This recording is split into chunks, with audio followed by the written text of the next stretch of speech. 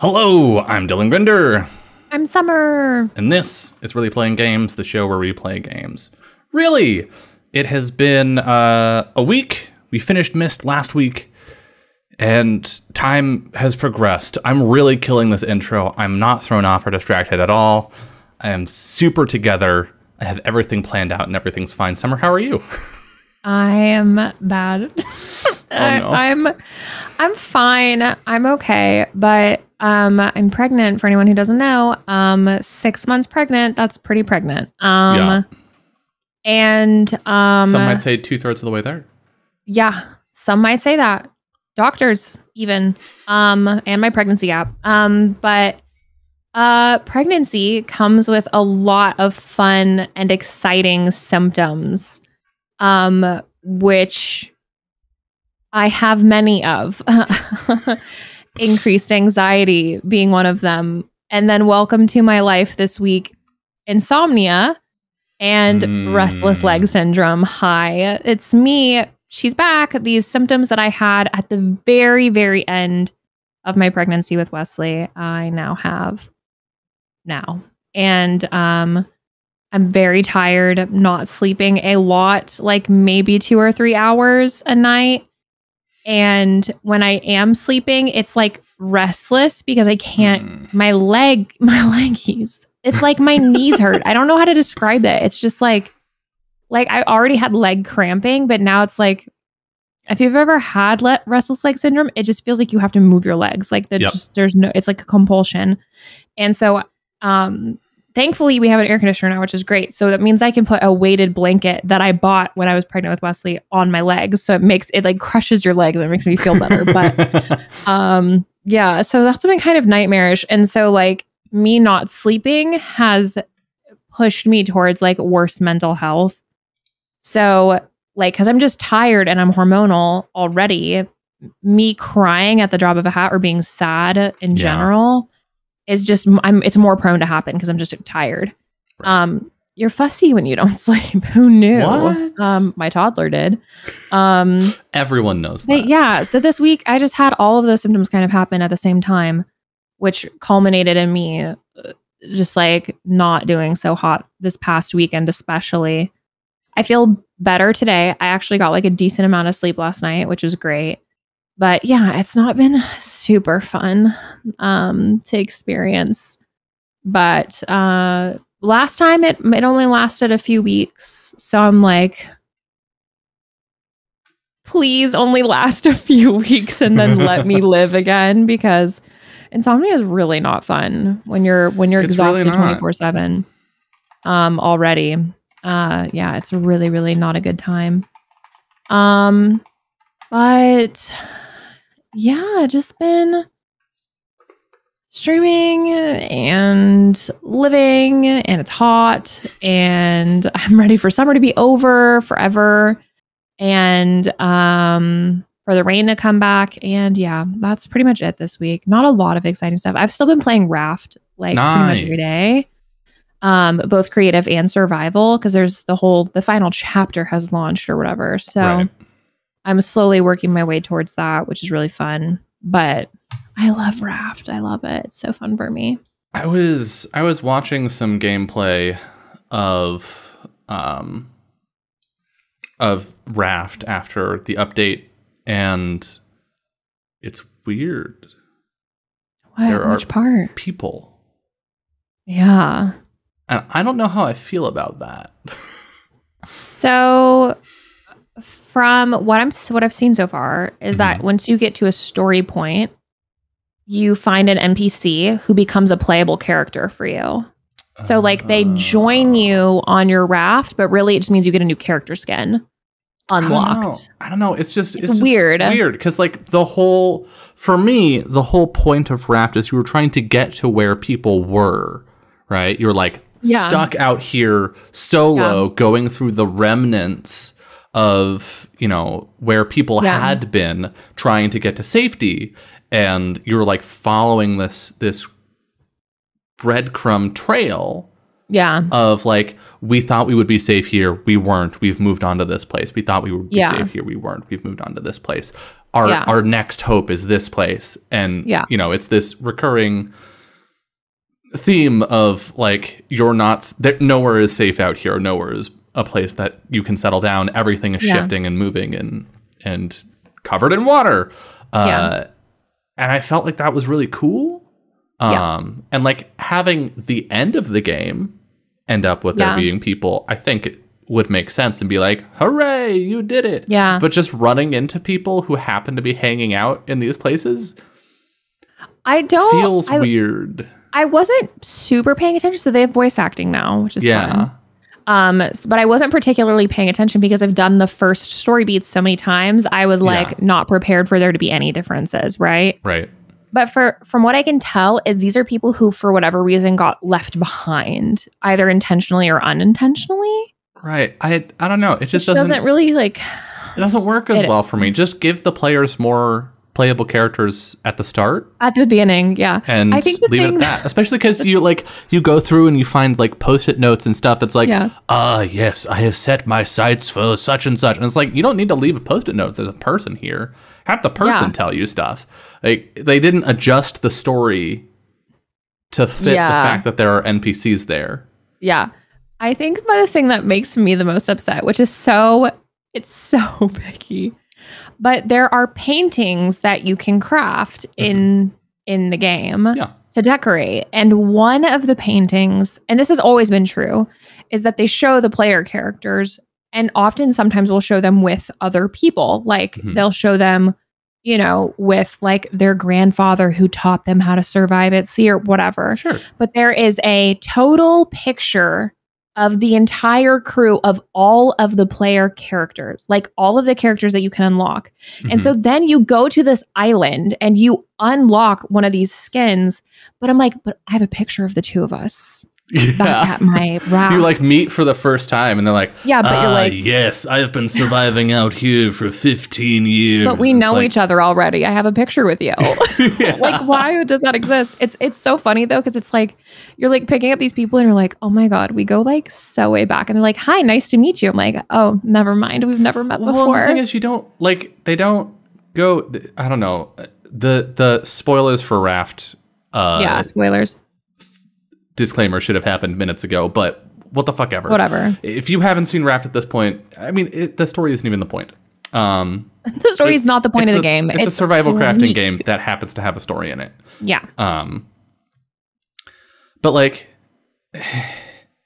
so it's not like you talk to them and they're like, oh, I'll go with you. And then they walk down to your raft and then get on your raft. No. It's not even they walk down and then they like disappear. They like leave the game and become a playable character. They stay where they are. They're like, I'll be down there, but they just stay there.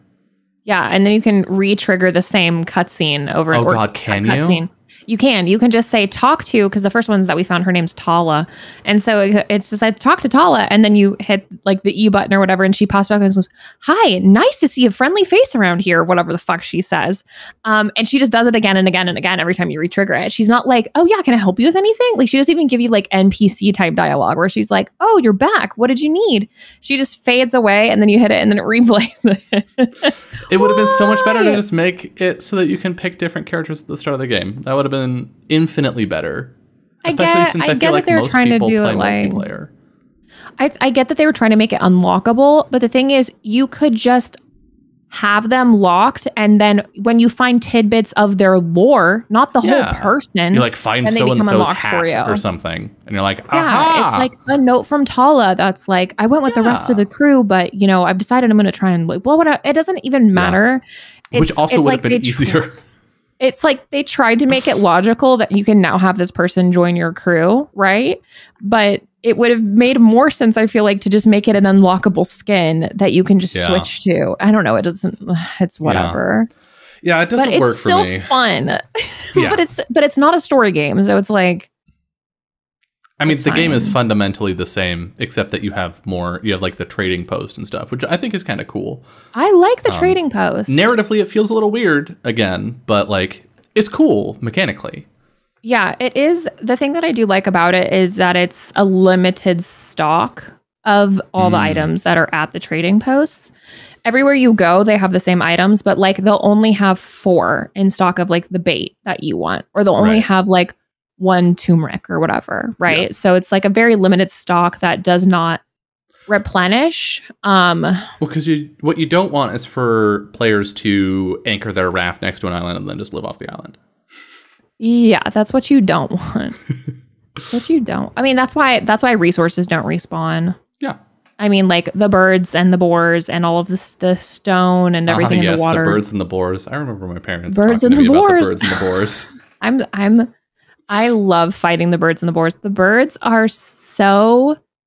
I just want to crack them in half. They suck. I hate them so bad. They're so mean. They just drop big rocks on your head. They're like, I've never seen a person before, but I've decided that I hate all of them. Yep. I'm like, well, now I have to shoot you a million times. Yeah. Oh, absolutely. But they only, and I think the funniest thing is it's this massive bird and you only get 4 chicken wings off of it. It's so funny. And just a million feathers. And you're like, okay, so you were all feathers. I understood. Anyway, what have you been up to this past week?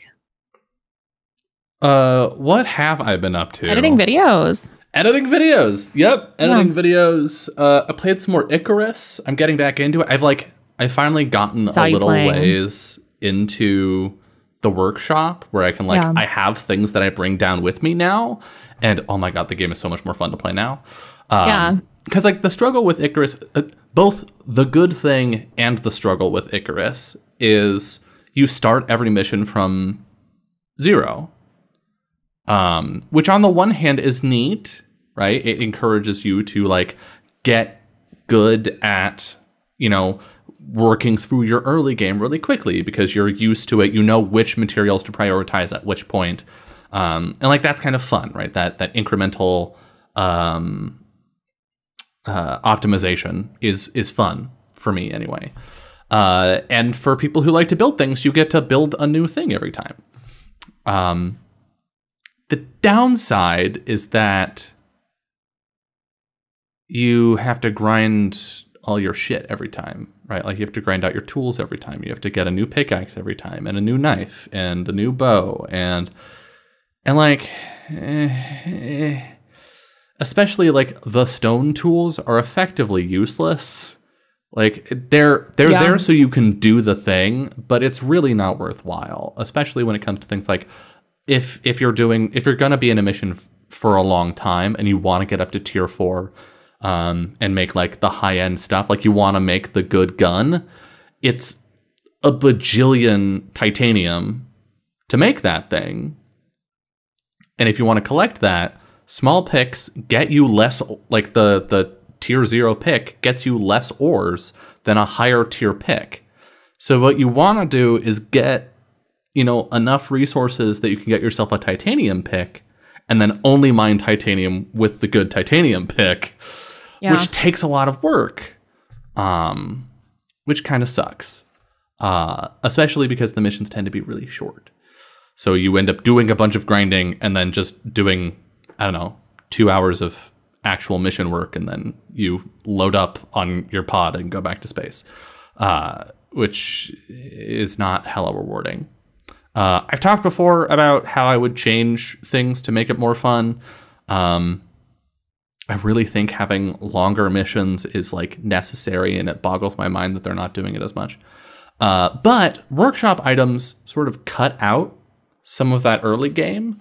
So now every time I drop onto the planet, I drop down with a knife, an axe, a pickaxe, and a really nice bow, and a water bottle that I can fill with water, and an air tank that I can fill with air just on tier 1 stuff.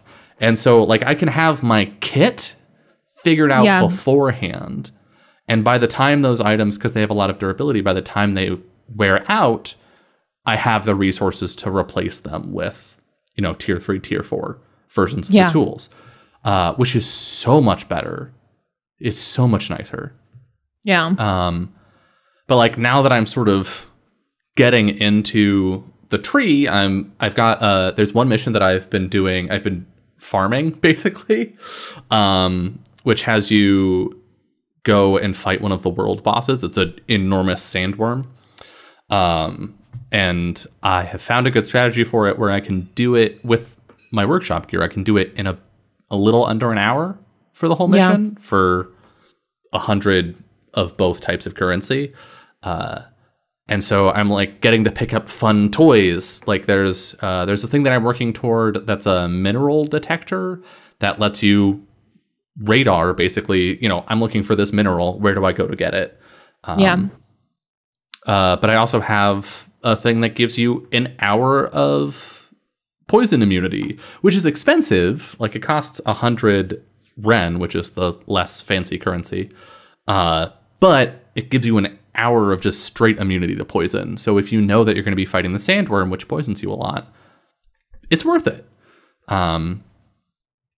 And so I feel like the game gets a lot more fun when you can sort of plan beforehand, right? Like you can grab some workshop items. You can go, okay, which workshop items do I want to bring with me, right? Am I going to be on the surface for a long time? Okay, then maybe I want to bring down, some starter crops so that I can just start up a little farm right off the bat. Maybe I want to bring repair kits for my workshop tools.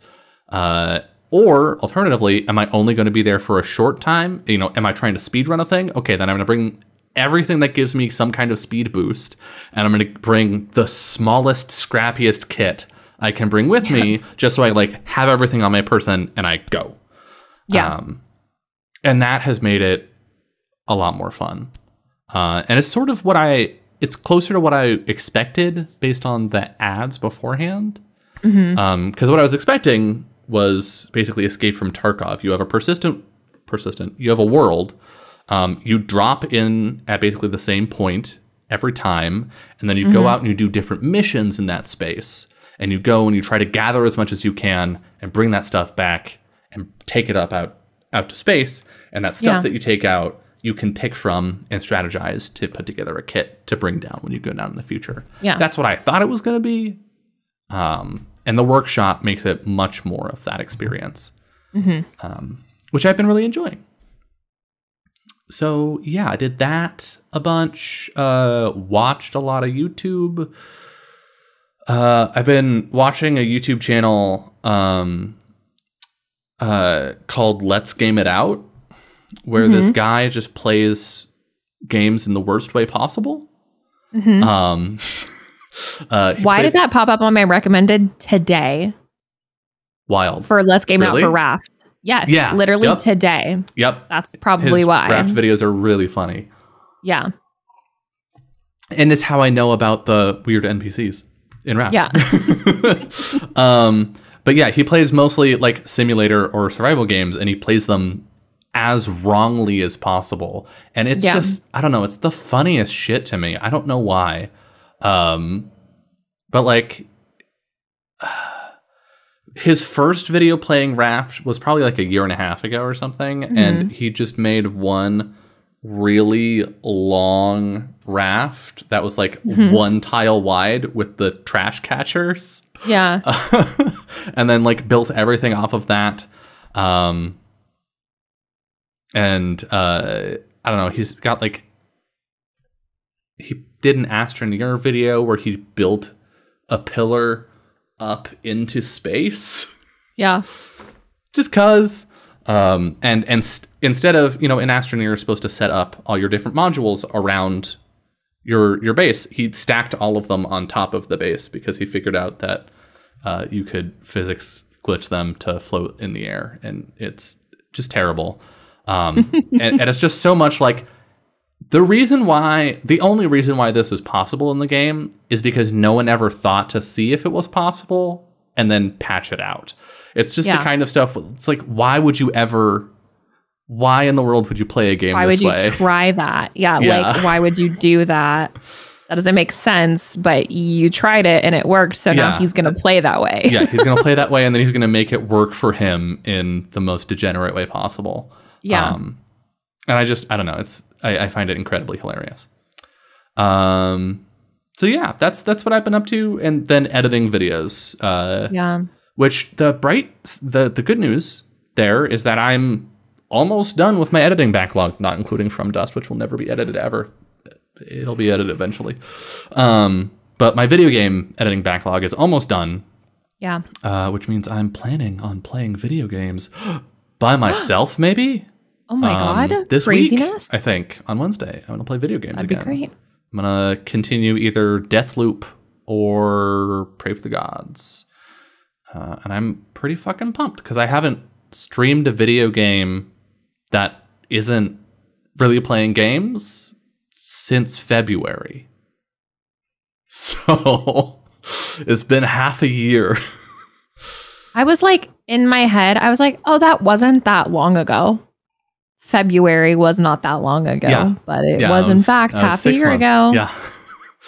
Yeah. Yep. So yikes. Yikes. And I miss it. I miss playing games as much as I like playing games with you. We don't really talk to chat here. Because that's not our vibe. That's not what the show is. If you want that to be the show, too bad. You're here to enjoy us, and we're here to enjoy your enjoyment of us. Yeah. And that's just how it is. But like, you know, when I play video games, I get to like talk to chat and dick around and that sort of stuff. So yeah.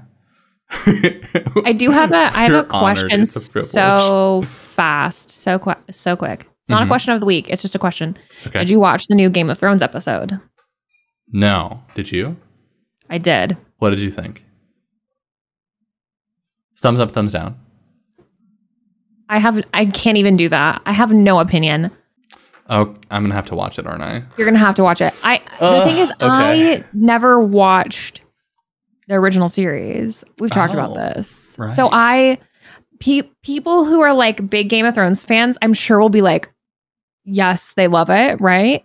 But me, who's like, I don't know what's happening. But I mean, it's like a new episode for like a new story, whatever. Like, and they're like, but I just was like, I don't feel emotionally attached to this world at all, and I don't feel nostalgic for Game of Thrones, so I don't know.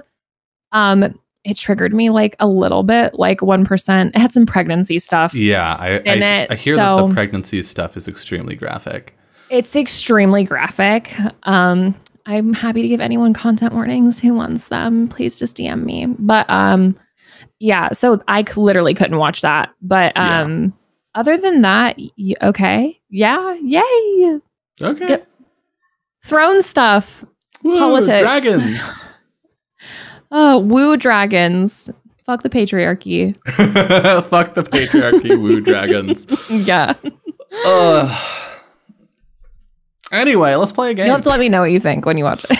I will. if you watch it. I'll watch it. I need to catch up on the current season of Westworld. That's a show that I watch that I actually like. This show just started yesterday, Dylan. Yeah, I'll watch it. Do you have a question of the week? Or question of the day?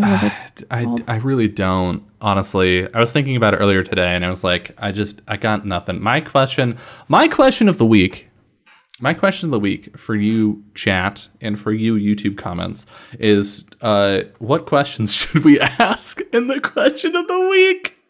In the future, give us questions. I'm tired of coming up with them. That's not true. I just always forget. Summer, what's your question of the week? What do you think we should have as a question of the week?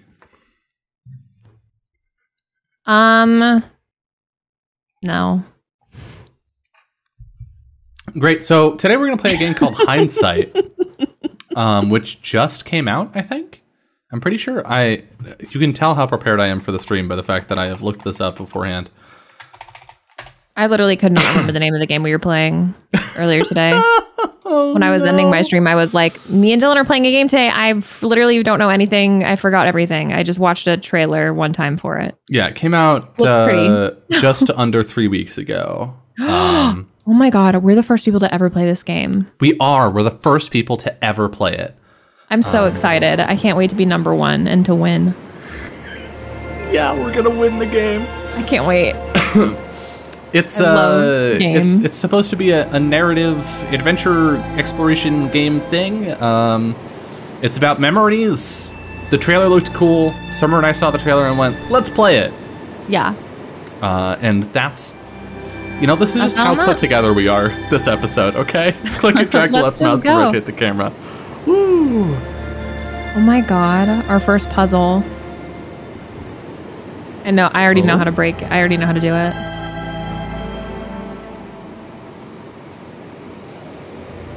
I'm just gonna keep rotating.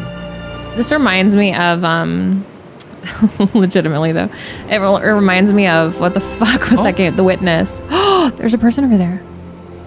Oh, that was fun. Oh, it's shaped like a person. No, it's not. No, it's like a side view, arms crossed. It's the head, and here's the arms crossed for the chest.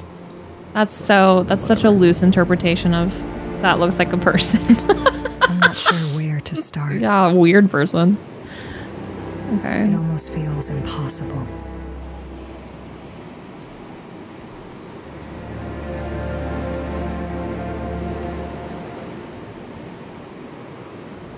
The past meets with the present, fighting for space. I like this. It's almost like comic book like. Mm-hmm. Going moment to moment. Demanding attention, to be heard, to be seen.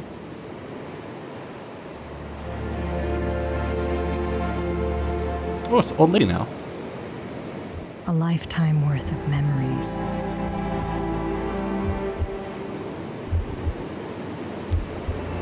You hear that heartbeat? I do. Remembered through my eyes.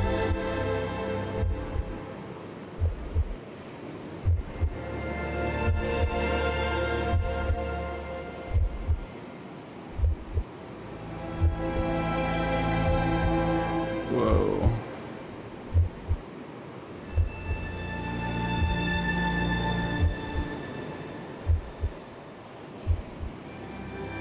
Did we just get birthed? We did. Yo. I love getting birthed. 10 out of 10. Love to be birthed.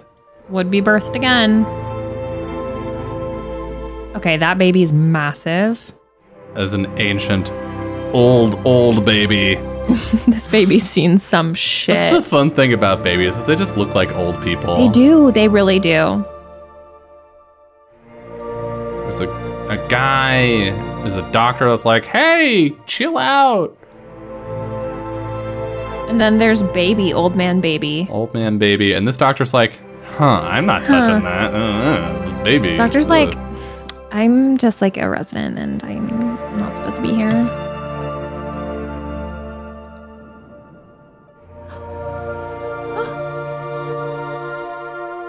Whoa. A car. Yo. Oh. Oh, I love this. Kind of cool. It's not even puzzly. It's just like, it's fun it's for not pacing puzzly. and framing. Yeah. Oh, look, we're a bigger baby now. Baby. A toddler even. Baby says, lamp. I'm so confused. How long is this game? Short, right? I think it's like 2 hours. Okay.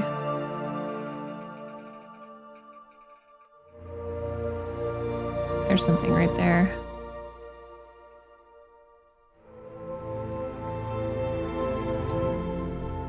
Cool. Oh, cute. Depending on where we're at in life, our perception of a memory changes. Oh, look, you can click The different boxes. Oh, there's 2 boxes. Yeah. Oh, click and drag boxes to move out of the way. Oh, Mary. Oh, that must be our name.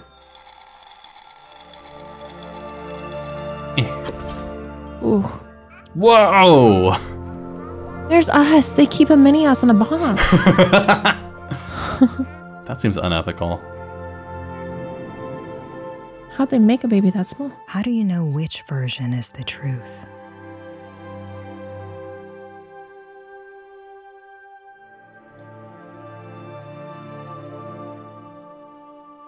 Who's on the phone? Oh, Teddy. Put it in here. Give us our bear.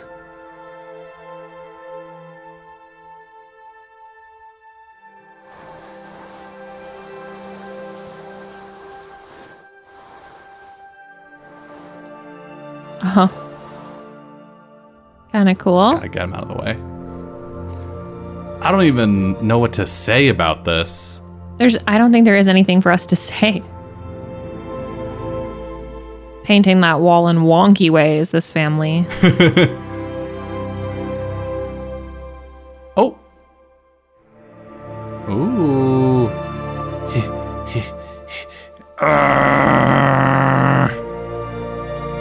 Wow. You're an expert painter. Thanks. I'm so good at painting. Hold on, let me get these edges. Okay.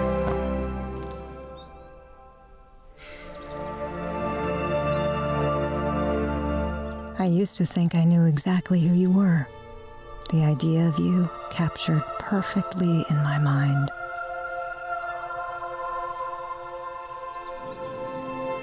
Then I found out you're a piece of shit. Jesus. It happens. Kiddo. Oh, touching the kettle. Oh my I told gosh. myself you had Mary. your own ways of showing you care. Ooh. Oof. This is gonna get rough. It's a good time to remind viewers that if you are watching on YouTube, there will be a list of content warnings at the bottom of the video description if you feel inclined toward one of those. We know Ways I didn't nothing about this understand game. until I was much older. I'm guessing this is an older Mary. Yeah. Assuming her mom is dead, maybe? Yeah. Piece of shit and dead. Despite our Jump best into some efforts, conclusions. Okay, maybe. is unpredictable.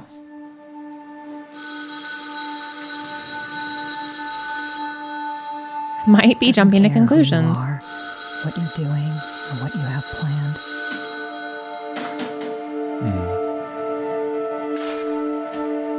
Things begin, and sometimes, when you least expect it, things end.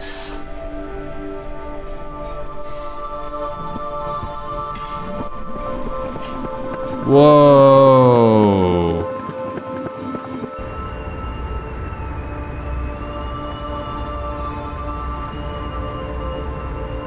It's hard not to think about how time has changed the memory of you.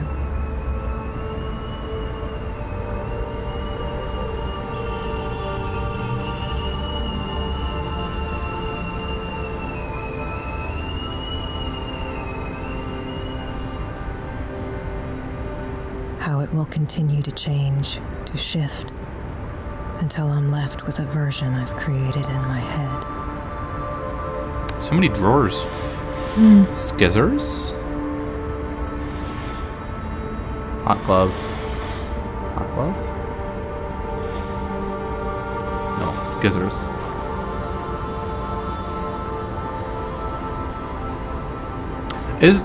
The game's making a good point, right? Like, we can't ever really see inside other people's heads. We construct who they are based on our impression of their actions and the things that they say to us. We construct a whole person in our head, and that person may bear strong similarities to who they are, but is never that person. Yeah. This is not a pipe. This is not a pipe. It is not a pipe. This is hindsight. Interesting.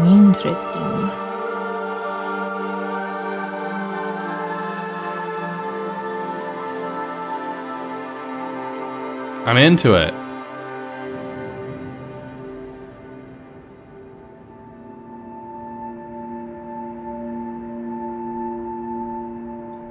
Oh, we have choices. You can click the key, or we can go over here. One, the beginning. Oh, interesting.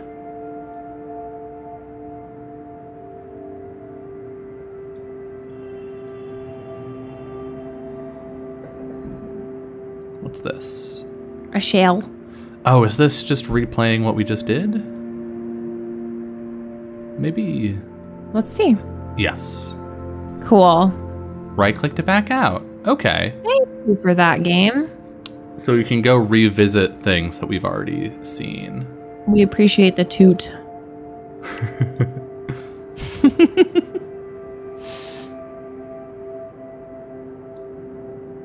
Key.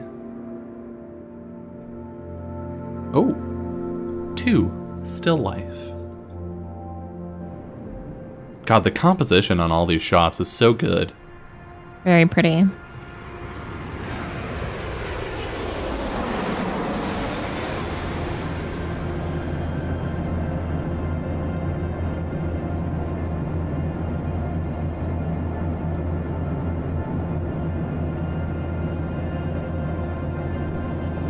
Seems like we're going back to our childhood house. Oh, yeah. I like this constant forward motion, too. Me too. Everything still looks the same.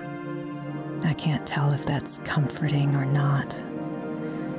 I don't like looking at the front porch and not seeing you there.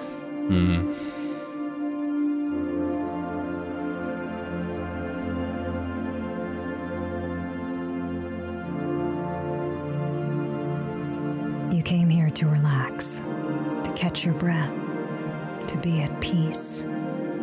Maybe if I stay a little longer, I'll feel it too.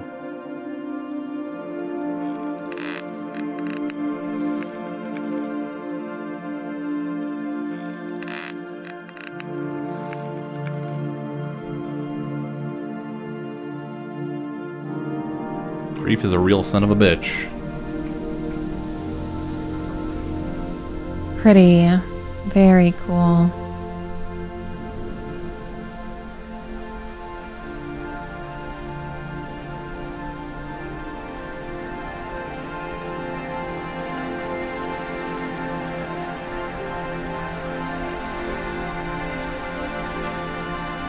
It's a cocoon.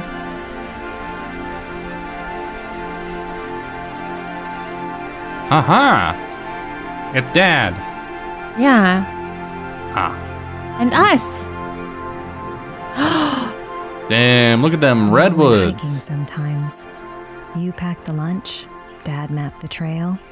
I was in charge of pointing out all the good rocks and trees.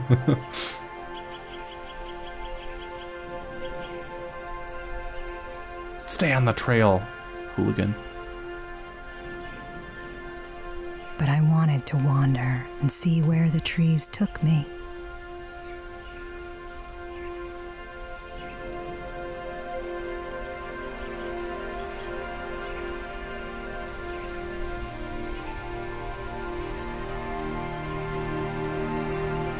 Oh! Is there stuff up there? Yes. Thought I saw a hand. Jesus. Mildly disorienting.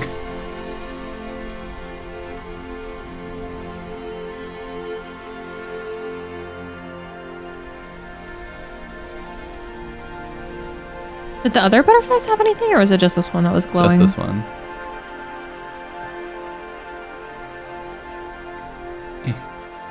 Ah, there we go.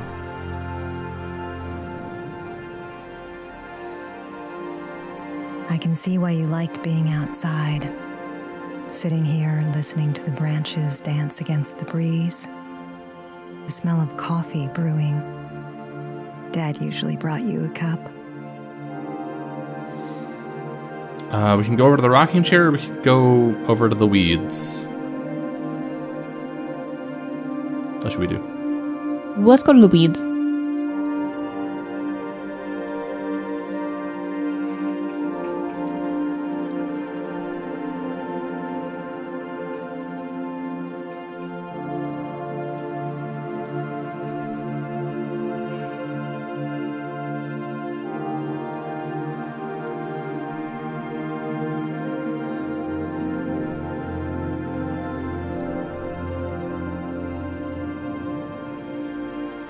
The outdoors fed my curiosity. I called out shapes I saw in the clouds. I followed ants back to their home. I pulled up weeds thinking they were flowers and made crowns.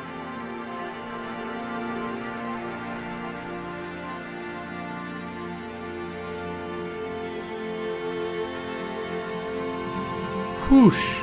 Oh, yo.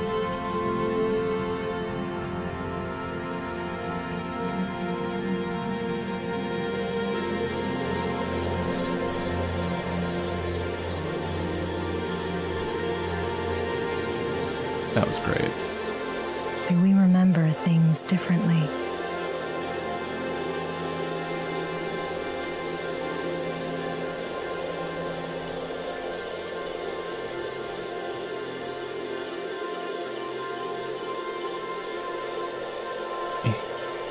Out of the way, clouds.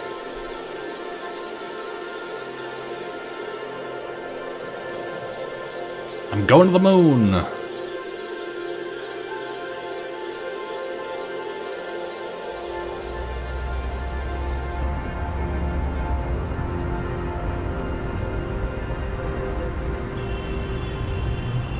What story did your memories tell?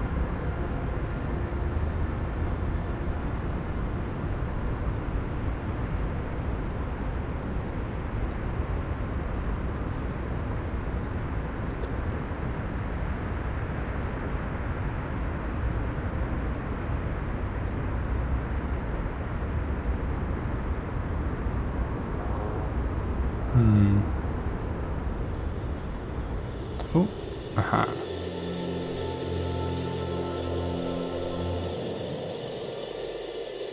These transitions are so incredibly satisfying.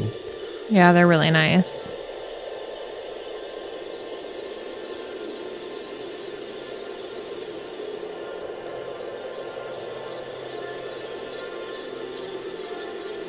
Zipper! Whoa! Cute. Very cute.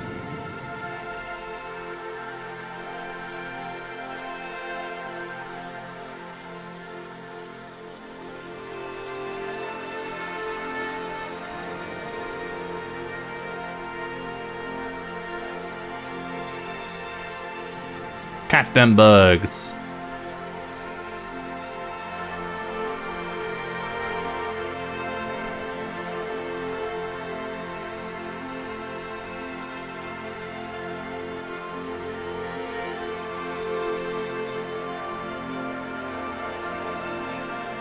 Little birdhouse over here.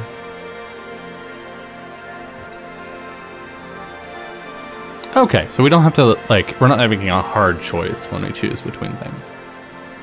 We can still look over here. Yeah.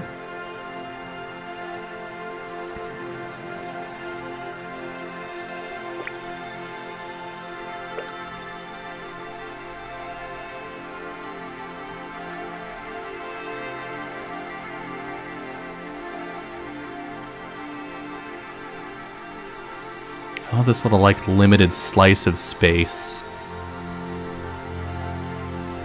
It gives you such This yard holds a lot of memories. precise reveals. Watching you pull weeds, spraying grass with the hose. I'd beg you to splash me with water during the summer and you'd sigh real big. But you would.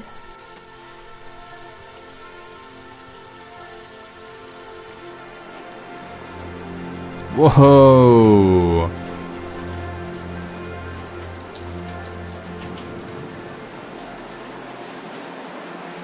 Daydreaming became as normal as breathing, imagining made-up places and letting my mind wander.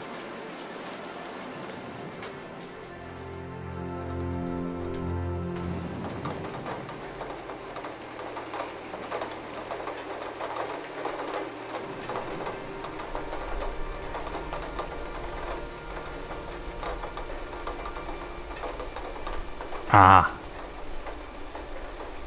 That's cute.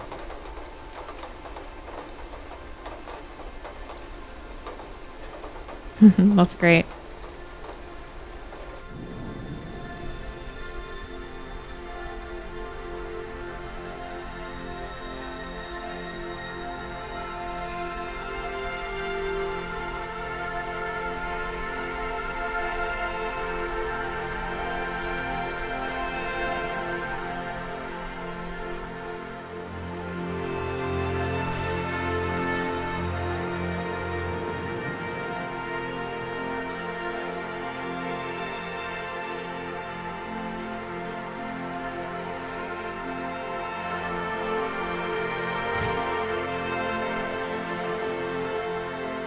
My dad did that to me one time, and when I was like 2 or 3 and dislocated both my arms from my shoulders at the same time. Oh my god!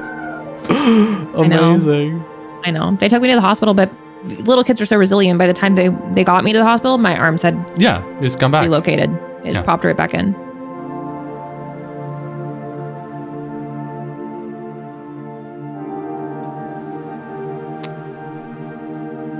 I like that this is positioned in such a way that, like, either way you go, whether you go to this side of the porch last or you go to the dandelion last, you're still pointing toward this as you come out of it. Yeah. Spin. Oh, we're spinning. I need to spin you more. Spin. Oh. There's us on a bike.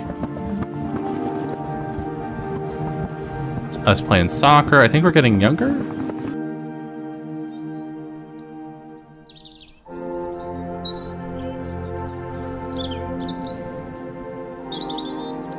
The big oak tree is where I thrived. I climbed it so many times, my knees were always scratched up.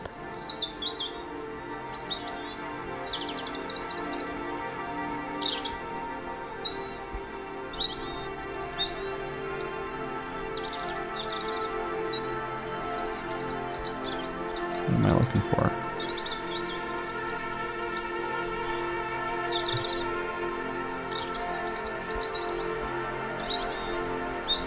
Oh. Whoa.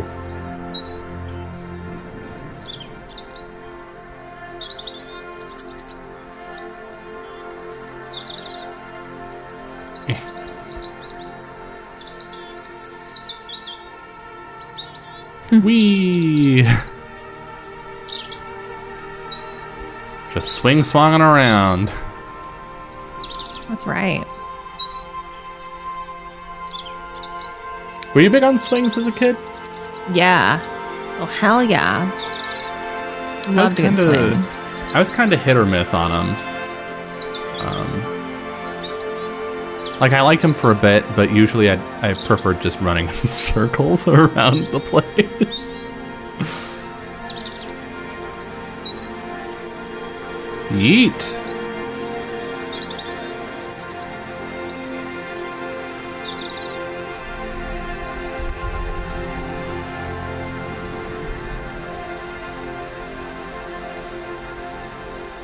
Bird.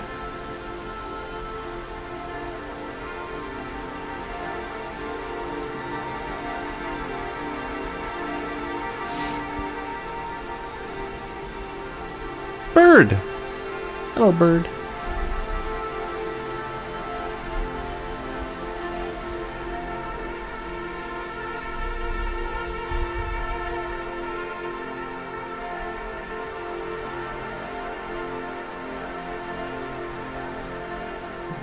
Where are we looking, bird?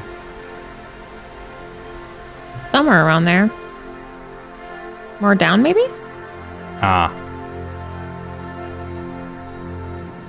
And then one day I fell. I wasn't hurt, just scared. I ran to you for comfort, crying. You frowned and told me it was my fault for climbing too high. You watched me carefully for the next few days. Had Dad cut down weak branches.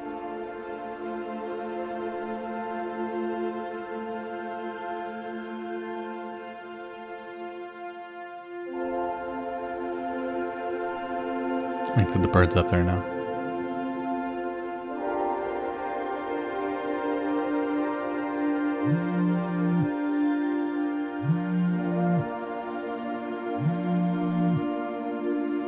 There's wind chimes over here. I want to go to this. Ding dong.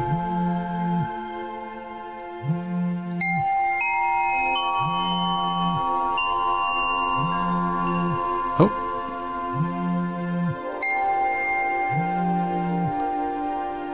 I see a kid.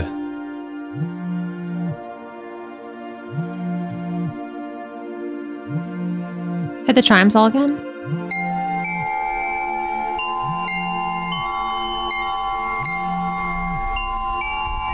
Ah. Smart.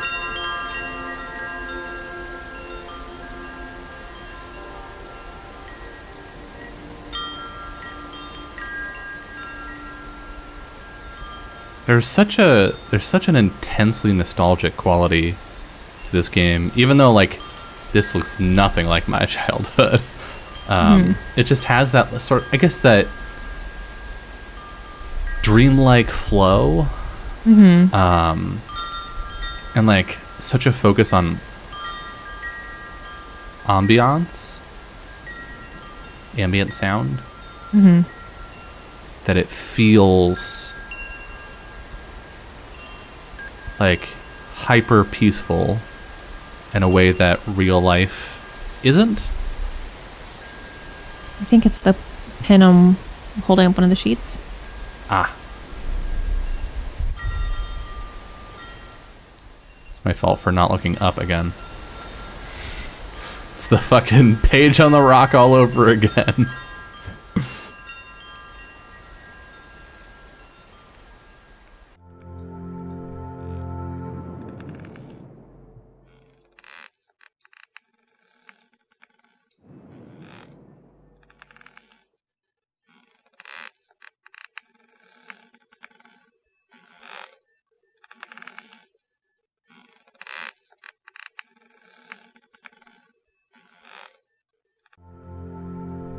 And we're back.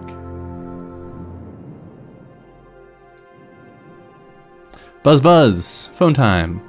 The restaurant called. It's easy to forget that the world keeps moving. Cleaning out the house shouldn't take long.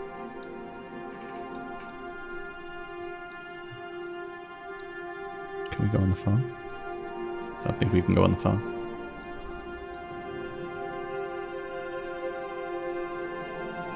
There's the clothespin. I like how we're just sort of slowly collecting these recognizable symbols. Yeah.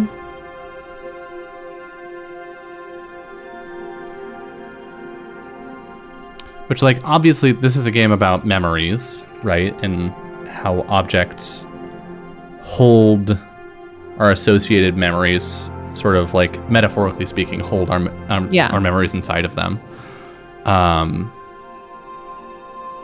But we, as players, obviously don't have Mary's memories. We're not Mary. How did I lose touch with what was important?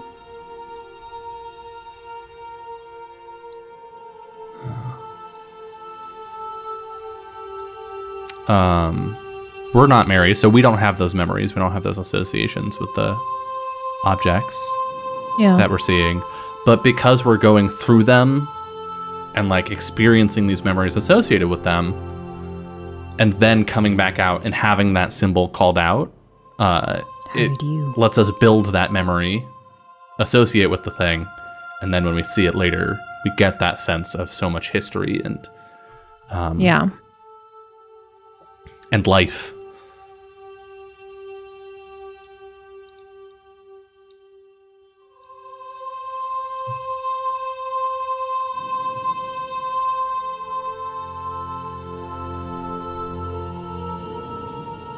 I ask as if you'd have the answer.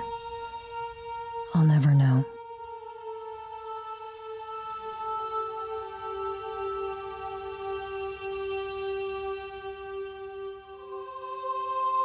How do you choose what's most important? This So this is the trees and stuff. Mm-hmm. This is the bicycle and playing, and then this is weeding. This is like the yard work stuff. I feel like the trees and stuff. Yeah. If we're making a choice, or are we putting all three? Okay, we're putting all three. Thank God. Oh, what's that? Oh, no, we only put one. Did you have a chance to put another one in there before you closed it? I think so. Hold on. If I go here, oh, it opens back up. This game is so friendly about that. Nice. Can we pull this out? We can't pull things out, but we can decide what to put in. Ooh. Oh. That's almost harder. Wait, no, go ahead and put it in. Okay. Oh. No, we are picking one. Okay, so pick the tree. The trees. I think is, yeah. Oh, interesting. I wonder what that does, if anything. I mean, it could just be completely metaphorical. Yeah. Like, But I like the idea that she's literally packing her own baggage, yeah. deciding what has significance to her.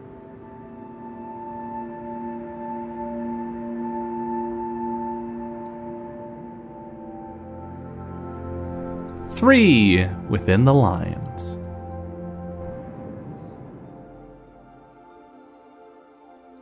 I didn't know this was going to be about a complicated relationship with your mother, but it seems like that's what it's going to be. That does seem to be what it's about. She's addressing you, her mother. Yeah. She talks about dad Untouched, separately. but I feel so You know? different. Like a stranger that doesn't belong. Open up those curtains.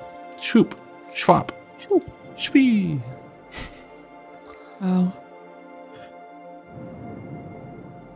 Shoes off, slippers on. Yeah, But I'd shoes always off. forget. It was the first thing you'd ask me to do when we came home. Like a ritual meant to be followed without question.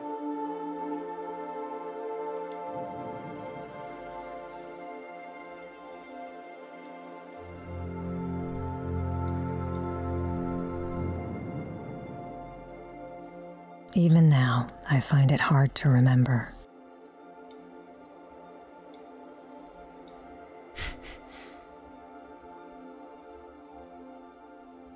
My family used to be shoes on inside the house is fine. Then something happened, but for me, I can't go back. I can't wear shoes inside someone's house. It weirds me out.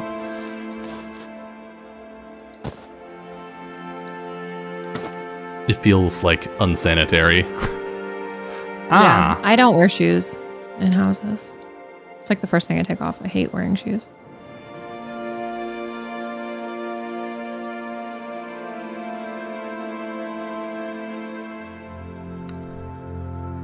Nothing says a complicated relationship quite like Christianity. Nothing says it, huh? Quite like your mom being like, wake Is it up, we're going to calming? church. The ritual of it all? Every week, like clockwork, you had us dressed and on time.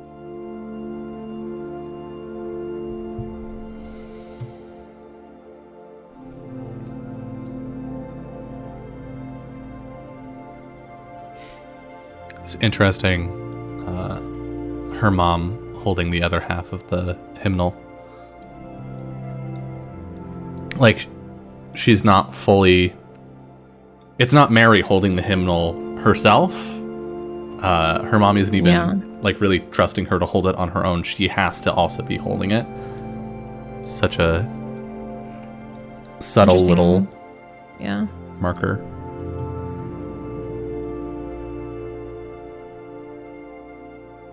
Of her inability to like give space. Yeah. See, this makes me wonder, did we put the tree here? Who knows? Only another playthrough can tell. Only another playthrough can tell. Like, would it have been like massive flowers or something, you know?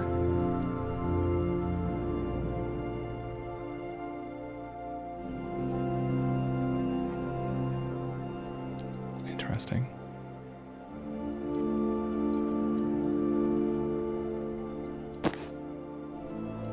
Oh, right, because we're cleaning up.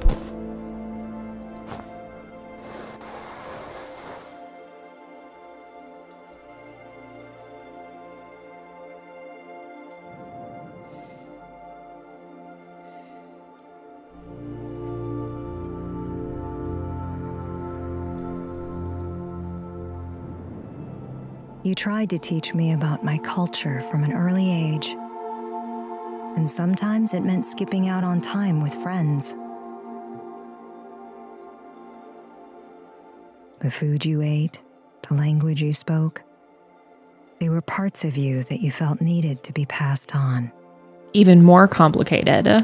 Yeah. Very fucking complicated relationship. Oh my gosh. I don't know. I don't either.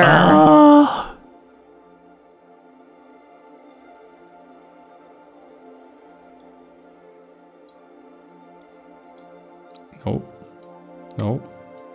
Yup. Forgiveness. They're like, we know you don't know this shit. We had color-coded dishes. Dad's rice bowl was blue, yours was pink, mine was yellow. You said I wasn't allowed up from the table until I learned how to use chopsticks.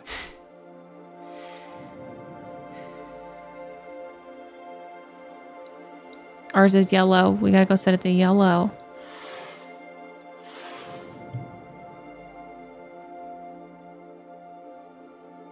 But we gotta put all the things in the right places first. Yeah. Oh, I see. It's showing us, and then it doesn't show us for this one. So we have to get it right. That was the big one here. That's the medium one there. No. Small one there. Yeah. I obviously, my family is not an immigrant family, and I have no personal connection to that part of Mary's story. But the whole, like, having specific places where all the dishes go, a specific way that the table is set, where people sit, all that sort of stuff is very much a thing that was present for me growing up, and now I feel weird when I go to people's. Books were left unopened, and any attempt to speak in your native tongue was met by English. You tried so hard, and I didn't budge. It feels weird when I go to a place and the table is set differently, and I'm like, but this is. Why do you only have one fork? Kind of stuff. Like. I really hate to say this as your guest, but you guys are wrong. Yeah. Y'all are doing it wrong. It's weird. It's weird how wrong you are. Okay, well, it's not the food. We figured that out. It's the window. It was a 50-50.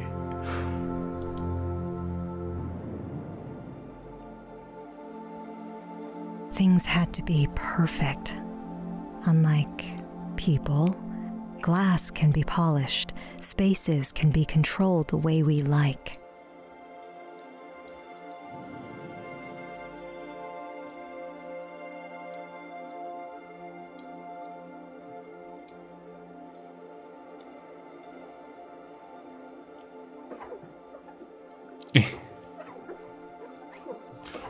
I have practice. I've done this before. I know what I'm doing. Yeah, I'm so good. You're cracked at that. Eventually, we stopped speaking Japanese in the house. It didn't bother me much when I was young. I never considered what that loss meant to you. Yeah. Complicated relationships. Oh God, you're not gonna make me do the. Yeah. Oh God. I'm gonna make you do it. Look, you got this though. I don't know what order they go in, and that's specific. Oh Jesus. We're a little baby girl though, so okay, it's fine. It's fine if I fuck it up. Yeah. We're whittle. Hey. You did a great job. That was a travesty. Yeah, that's tough. I mean, that feeling. Well, I feel like a lot of people want to pass their histories down to their kids, right? Like they want their kids to know them and to know where they came from and know where the family came from and that sort of stuff. And I feel like that's typical. That's not everyone. Certainly there are some people who are like, no, fuck my history. You'll never know it. You're a different person and have no connection.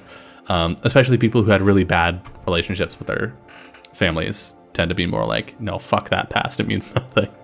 Yeah. But especially, you know, you move to a place that is so culturally different from where you grew up, that you have to actively work to keep any sort of connection to it. And it's active work. Yeah. And it's hard when you're the only person potentially in the family who is pushing towards maintaining that knowledge. Yeah. You know, there's only so long you can do it on your own, I think.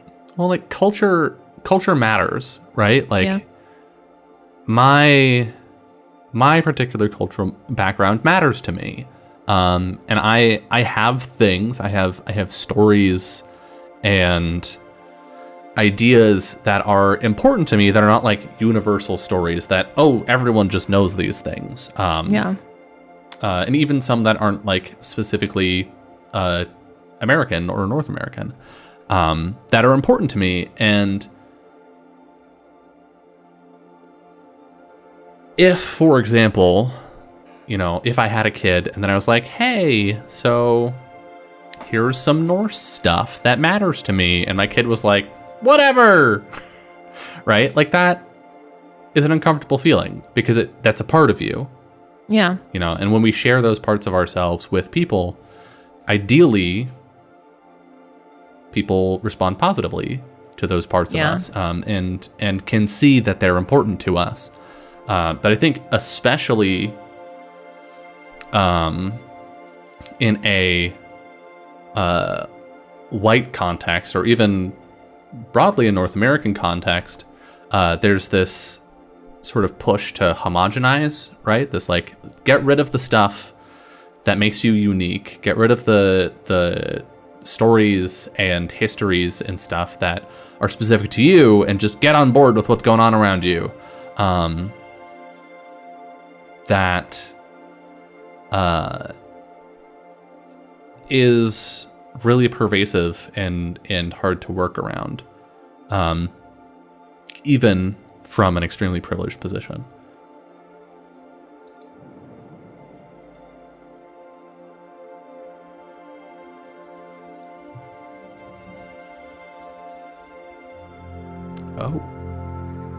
Oh, that's fun.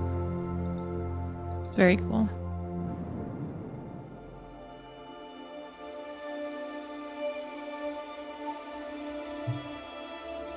Snip.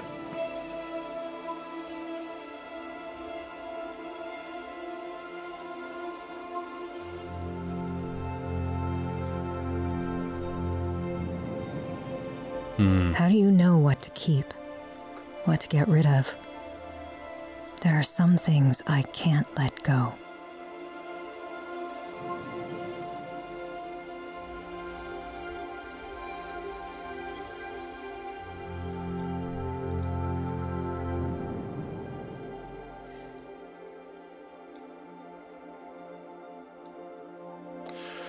Oof. It's interesting going through this from the framing of the piano since before I was born. You taught yourself to play as a kid, but fell out of it with age.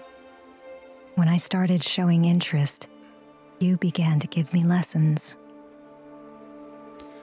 It's interesting going through this from the with the context of packing up a house after someone has died, right? Like objects having these meanings is one thing, but it's like we're packing up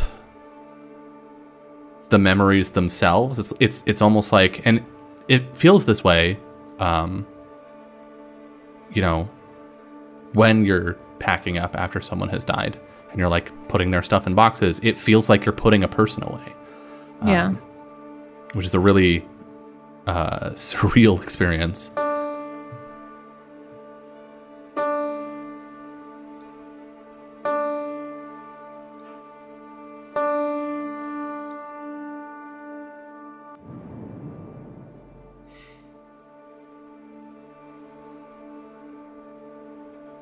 So many keys.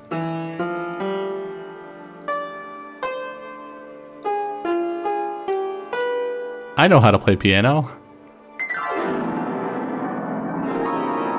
It became hard to separate your wants from my own. My hobbies and yours.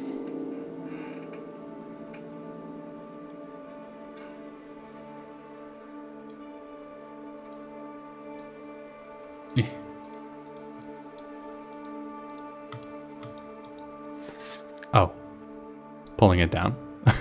I was just clicking on it. It's like, why isn't it working? Like, fuck you, game. Get it together. Game's like, please.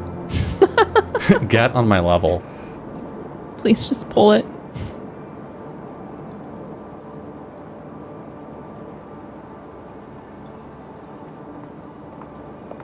Horse. Okay, so here's our question of the day. In the middle of the game, you're riding in a car. You're in the back seat. Yeah. Long drive. You're looking at the window. What do you imagine running alongside you as you go? A horse, obviously. It's always a horse. Was it a horse for you? Yes, but me riding a horse, obviously. It wasn't just going to be just a horse. I remember listening to... Cause every time we touch, I get to see that song specifically, and I'd be looking out the window and be like, I could be riding a horse beside the car right now, listening to this song, and that would make my entire life complete. Amazing. Yeah. Well, because you know that one of my favorite movies when I was a young child was Neverending Story. Yeah. And he just rides a white horse everywhere, and I was like, fuck, that could be me. That could be me riding a white horse. Why aren't I? New bucket list item. Summer riding a horse to that song, which I don't remember the name of. Every Time We Touch. Is it? I think Maybe. so. Yeah. For me, it was a person. It was a person, specifically running on the guardrails and stuff, and like jumping onto the signs and stuff. My sister, I'm sure you heard this as well from someone. I feel like it was just a children's thing. Was that the car wasn't actually moving? The world was moving? Oh, interesting. Did you ever... No? That the world was like sprinting away from us, and that the car just... Yeah, Every Time We Touch by Cascada. Cascada. What a banger of a song. Yeah. The other one was if you are a person with obsessive brain stuff, maybe skip ahead a couple seconds because this might ruin riding in cars for you. I imagined when I was very small, there were goblins on all the green, because all the highway signs here are green. Or in the U.S. That's not true everywhere in the world, I have discovered, but all the highway signs in the U.S., or at least in California, are green. And I imagined these like green fucking goblins on them that were trying to like snatch me out of the car, because I was a very normal and well-adjusted child. But it led to this game where I was like collecting green blocks, basically, that I was crafting into armor and stuff to protect against the goblins on the signs.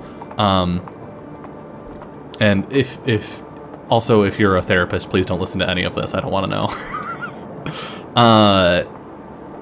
And so it led to this game, which eventually just turned into essentially a compulsion, where every time I see the word exit, that's a point, basically. You count that thing. And then, of course, because I have weird obsessive brain stuff, I have to have an even number of those. And that persists to this day. If I read the word exit at any point, my brain automatically goes, that's a point. Where's the second one? We need a second one because it needs to be an even number. 28 years old now, turning 29 soon, and still fucking sticks with me. Whoops. Yep. Anyway, that was a fun aside. Let's continue.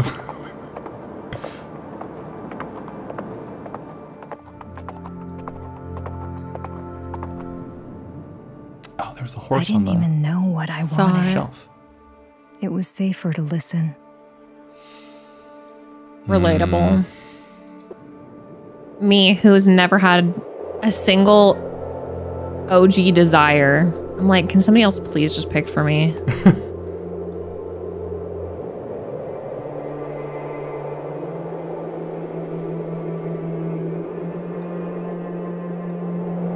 Cool.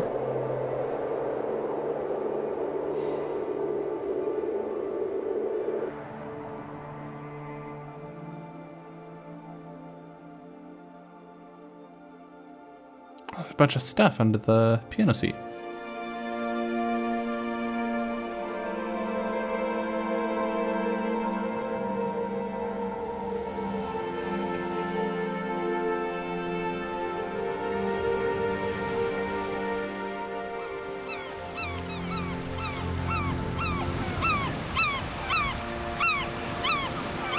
I don't remember much from that day. Maybe that's on purpose.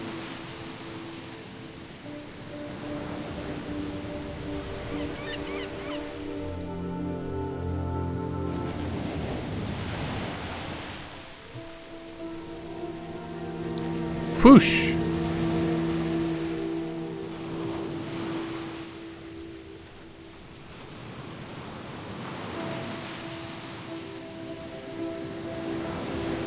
Oh no, ball! Come back! Uh-oh, I don't like where this is going. We don't die. Probably. Unless she's been dead the whole time. We're definitely traumatized by some stuff. More relatable content. I've talked about almost drowning at the beach, haven't I? Yeah. Sure I have.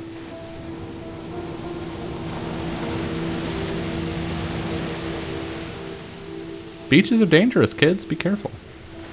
Oceans are big.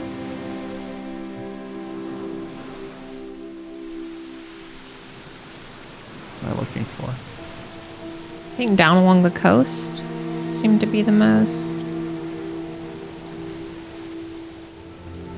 Oh. Ah. They got I us. was pulled to shore, coughing, crying. Dad called for a lifeguard. You told me I should have listened.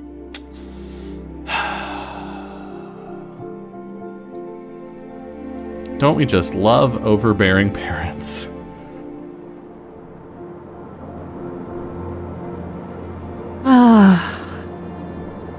I have so many thoughts and feelings. Yeah. From then It's on, like- I told myself that if I stayed in line, I'd be safe. I could control my own actions, my behaviors. Things would be okay. You just like, you do not realize how impactful your words are on such a young developing mind. For And years like, and years, I've listened. I get that Settle into anxiety what of you something tried to teach horrible me. just happened to my child. You're in full panic rhythmic, response.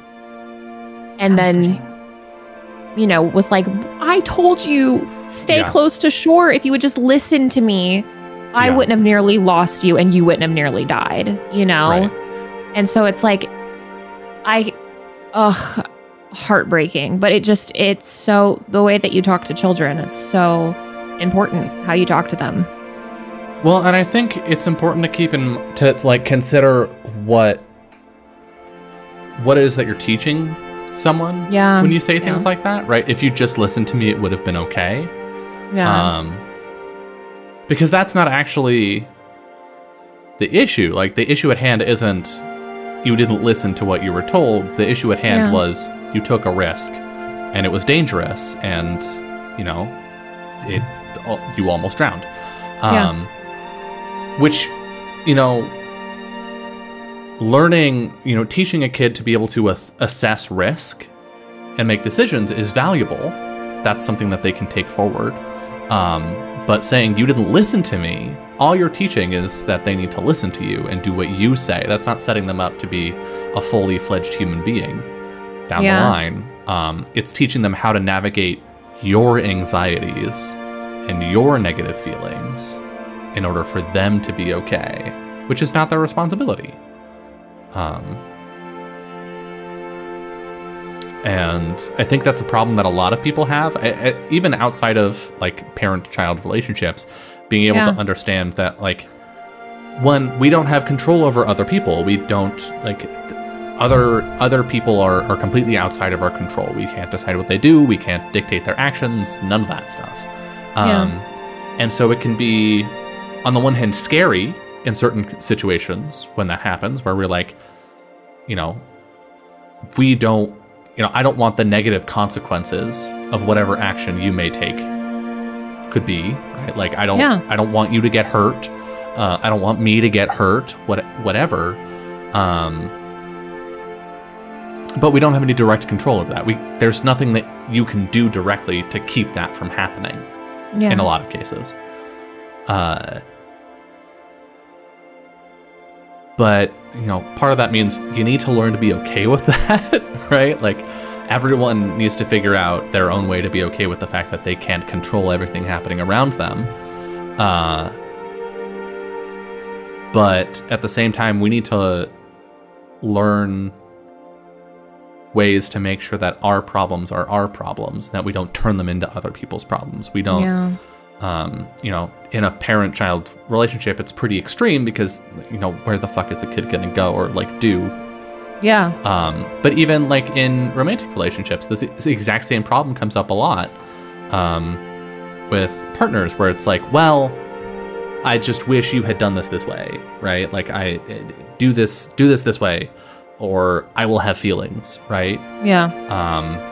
Do it the way that I said in the first place, and that turns into a controlling dynamic really fast.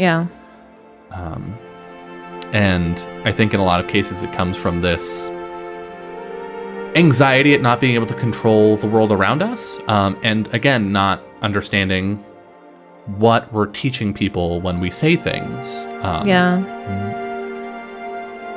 Because there are multiple aspects to every situation, and the things that we choose to emphasize teach things. If we emphasize our need for control, if we emphasize our anxieties and fears, then all we're teaching people is how to handle, you know, how to give us control, or how to moderate our feelings for us. We're not helping other people navigate through the world in ways that are good for them, and also us, because things end up better. I will say the most interesting thing about parenting, which I did not anticipate at all, is what a reflective process it is on your own childhood. And realizing how I was parented and how that affects the way that I interact with not only the world, but with my own child, and like unlearning habits that have been ingrained in me since I was 2, you know, like, super, super interesting. I think it's been one of the most interesting parts, is a lot of the like parenting material I consume begins with your reflective process on your own childhood.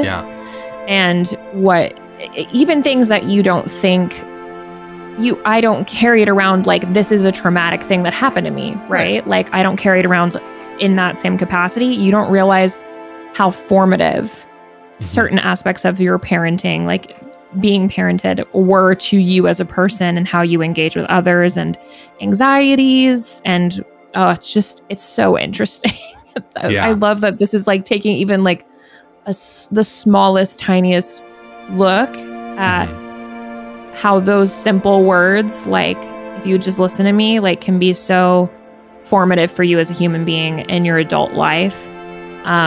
It's so, so interesting, because, I mean, your brain, obviously, when you're that little, is completely different than it is as a full adult.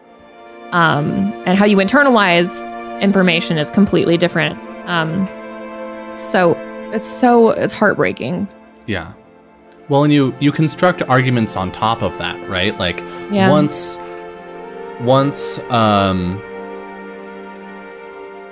I should have just listened becomes a thing that you tell yourself internally and not just a thing that's being said externally to you.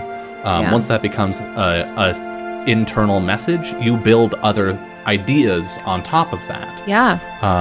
Over the course of time as you act based on those ideas. Yeah. And so, like, you can have a surface level reaction or strategy or whatnot that is really at the base informed by this thing from like 15, 20, 30, 40, however many years ago. And that's not always a negative thing, right? Like, it doesn't have to be a problem. But yeah, so much of adult experience is ultimately foundationally built on childhood experiences. Yeah. Go ahead.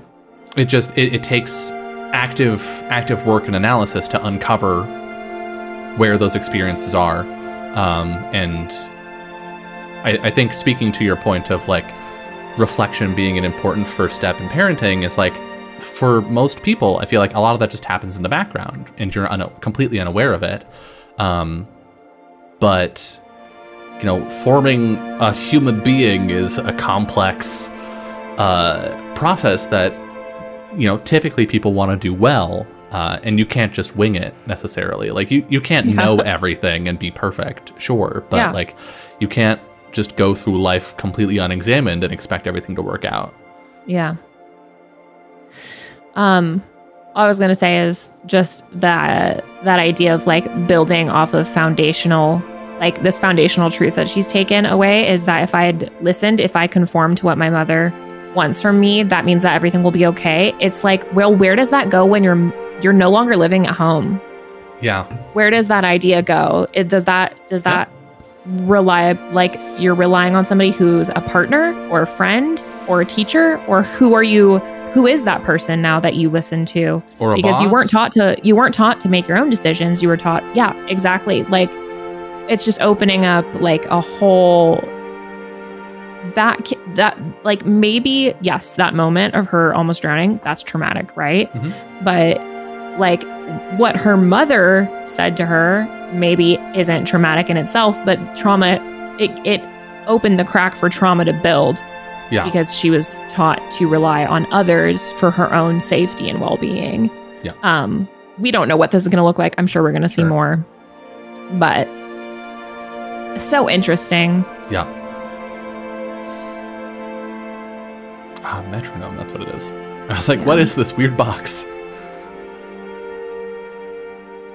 What a very, very thoughtful game. Yeah. Even if it's not answering these questions, it's, you know. It's engaging with them Back thoughtfully. Straight, arms taut, eyes straight ahead. It's not just sort of being like, ooh, here's the vague idea of a thought. It's being like, no, here's a thought. Fully formed. Yeah. It at least from the beginning has kind of let us know that it's going to examine it because it's focused, hyper-focused in on this relationship with our mother. Right? Mm-hmm. It kind of feels like we are unpacking our childhood as much as we are packing it up. Yeah. We're packing up our mother and unpacking our mother at the same time. Which, I mean, in a lot of cases, processing childhood trauma and familial trauma is a lot of packing people up and sort of untangling their anxieties and the thoughts that have built up in your noggin, untangling them from who you are as a person and letting yourself be yourself separate from them. So I think it's a pretty cogent metaphor. I like the repetitive of this. Smile. Stop tapping your foot. The repetition of going into the scene again and again through the metronome. Yeah. Older. Damn, I hated playing piano with metronome. It annoyed the shit out of me.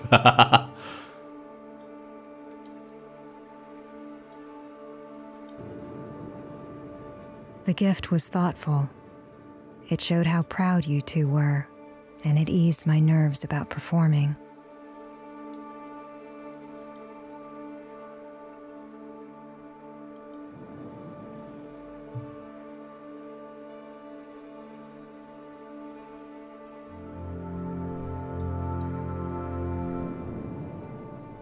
I knew work kept you busy.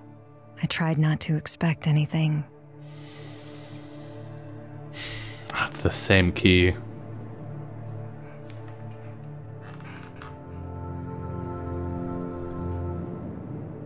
The chances were slim, but I found myself hoping, desperate for you to show. But eventually, I had to go on without you. Oh, her dad's there, and her mom's seat is saved, but yeah, fuck, it's a thing that we learned from our mother. It's like you want to make her proud.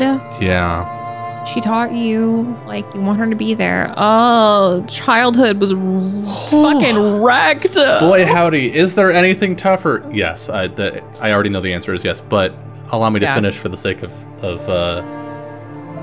exaggeration.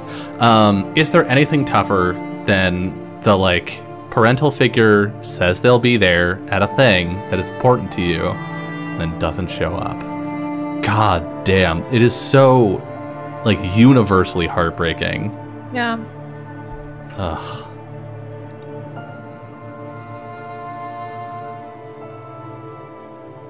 It really sucks.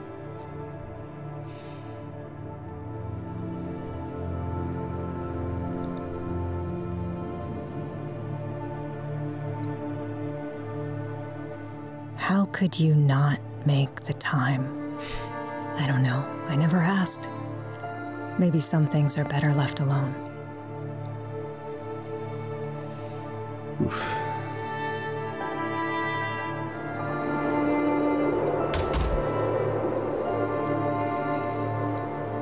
The wind. Oh. Ah! Ah! I was Very sneaky. cool. Why did I come here? There's so much I've forgotten, all for good reason. Did you forget it? Did you forget it though, baby girl? Because it seems like maybe you didn't forget. I'm here now. I made the time. I had to. There was no one else.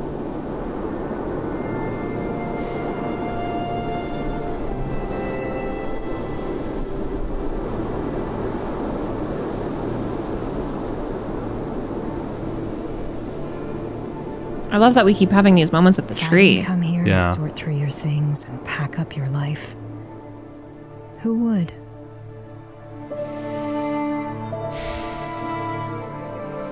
Oh my god. You get to pick another one. Oh my god. Oh, Jesus Christ. How do we choose? How do you choose? That's actually impossible. I don't know. I don't think it's the horse. No. It's either... I think... I think it's the flashcards. I agree. I'm torn between that one and the metronome, but yeah, I think it is. I feel like the metronome, like the piano was formative for her. But I feel like, based on what she said in her dialogue, the connection to her culture was the thing that she missed. Yeah. Right? That was the thing that she wished she had kind of done differently. Yeah. So I think the flashcards? Yeah. I'm assuming we're going to get so one much from each space. section. Oh my god. Oh!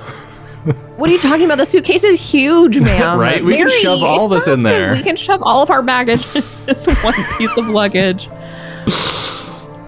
Maybe we need therapy, Summer. I don't know.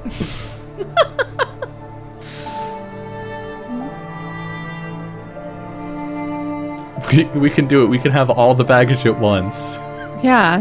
What do you mean I can't carry all of my childhood trauma with me? Ooh. Back home. Back home. Wow. It's going to be part 4 then. Yeah. I'm assuming 5 parts in total based on the... You think? Based on the sectioning of the suitcase. It looked like there were 4 areas. So we'll have 3 more then, right? Oh, Nope. there are 4 areas? Yeah. Okay. I'm guessing. I don't know. I could be wrong. 4, falling into place. The green section.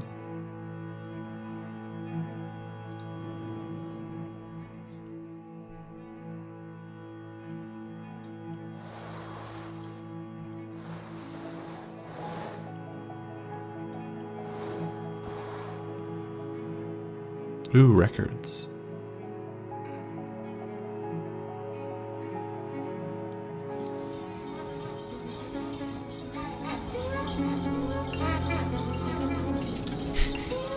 Of all my memories with Dad, listening to music on the front porch has to be my favorite. I think that's where I got my good taste in music. He even let me try a sip of beer when I was still a kid. "Don't tell your mother," he'd say.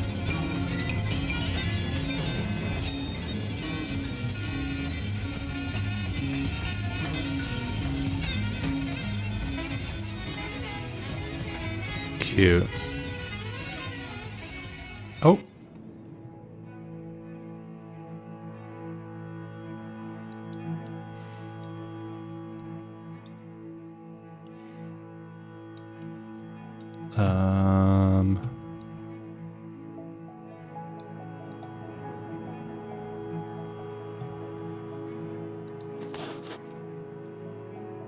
Yep.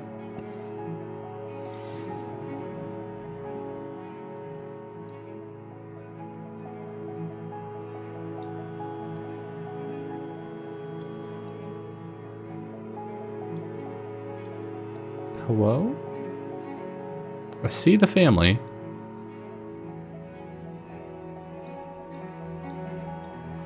Huh. See the teapot.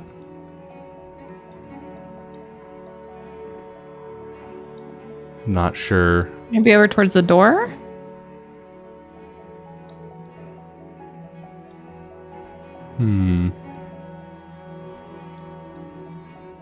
No. Maybe not yet. Well, I can't back out of it now, apparently. Right click. Doing nothing. So there's an angle here. We're just not finding it. So like this. Like. Hello? Hello? This is the first time we've gotten, like, stuck on something. Stuck. Oh. Okay, we can go back to big person mode. We'll come back to that.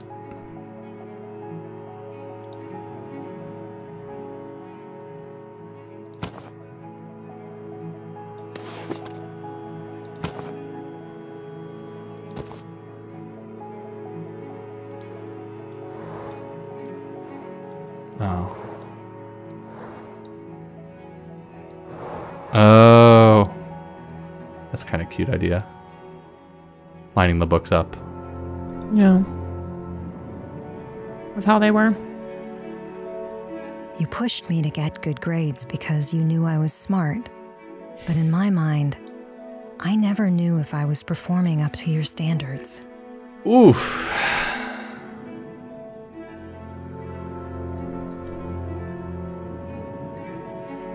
I think that almost made it worse.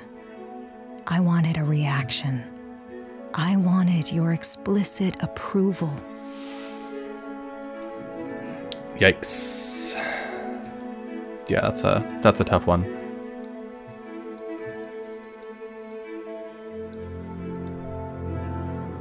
was desperate for praise. If you didn't tell me you were proud, it meant there wasn't anything to celebrate.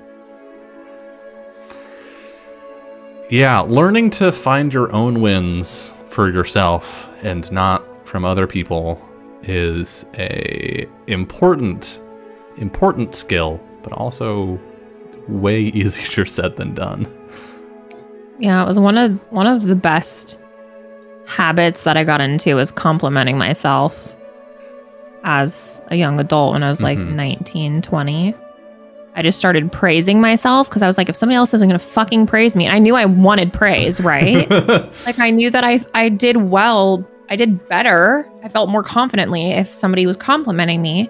And I was like, well, fuck, if nobody else is going to do it, I'm going to do it. And so I started complimenting myself out loud. And it was a habit that I did in class.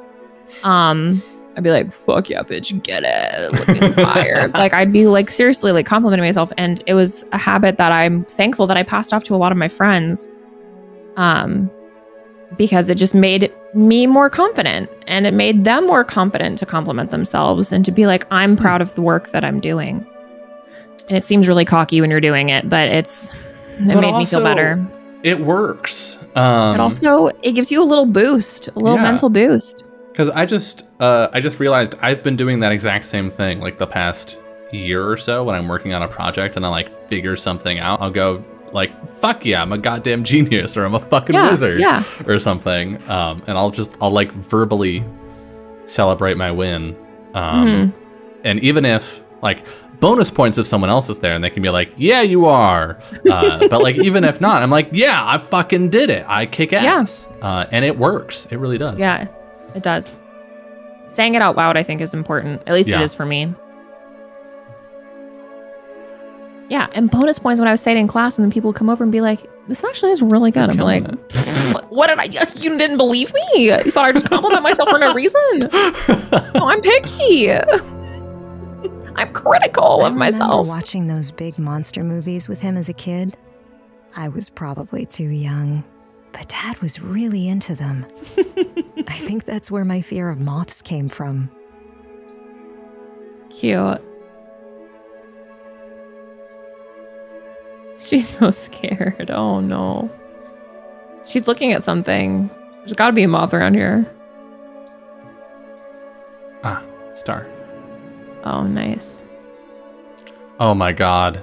Okay, so the apartment that Kian and I live in, the bedroom has those like plastic stars in the ceiling. Yeah.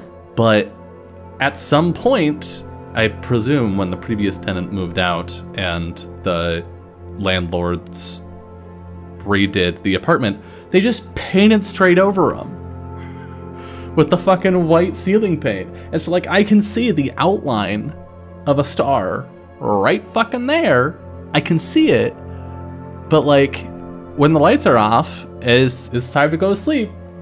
Nothing. No glowies. It's so sad. Ugh. Such a disappointment. You know what this means? More stars. Stack them up. I need to put more stars on them. You're right. Yeah.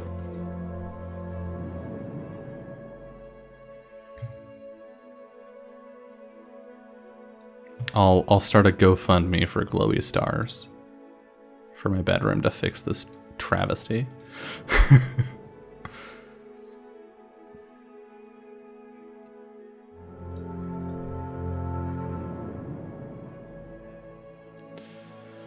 Oof. Oh, these pictures are going to be rough, aren't they?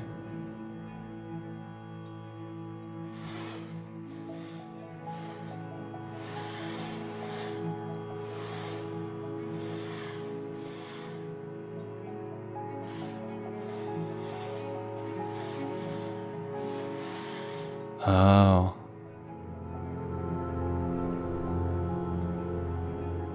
You liked documenting holidays and sending pictures back home.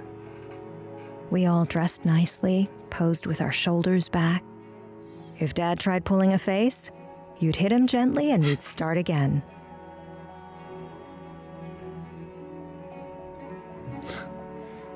What a setup. Why are those books the most unstable pile of books you'd ever put your camera on? Like, just stack them normal, my guy.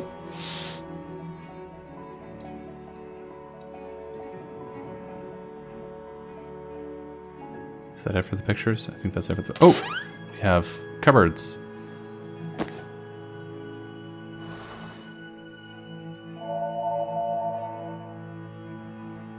Glowy glue. Oh, it's for the pot. For the teapot. Now we can put the piece back in. If we go to big human form. Right? And then... Might just need to line it up so that we can't see the crack. Yeah. Nice. That's actually so pretty that's cool. why we couldn't do it. Dad always had us sit We were together like, we're whenever stuck. we weren't working late. Oh, it makes me want to eat. routine. Something to look forward to.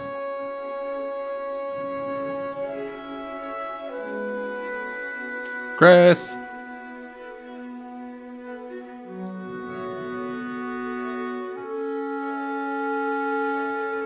I'll never forget one time we were praying at the dinner table. Mm-hmm. And no peeking, right? No peeking when Sure. you're praying. And me and my sister looked at each other and she saw me and she just gave me this look like, you're in so much trouble. And she was like, she was peeking during the prayer. Mm-hmm. And my mom was like, how the fuck would you know that? Oh my god. Did herself dirty. Ridiculous. It was so funny. It wasn't that serious, but it was really funny. Yeah. I was like, My family, not Christian, so growing up did not really experience that. I think once or twice at a grandparent's house. yeah. But then I used to go to church events for a not Christian church. I don't want to get into it. It was weird. Just accept that. And every once in a while, we would say grace before meals. And almost every time, it just consisted of everyone shouting grace at the same time and then eating. It's maybe not the most respectful thing we could have done, but... I don't know. I don't think any of us knew how to do it proper anyway. We fell into our roles. You cooked, I set the table, Dad did the dishes.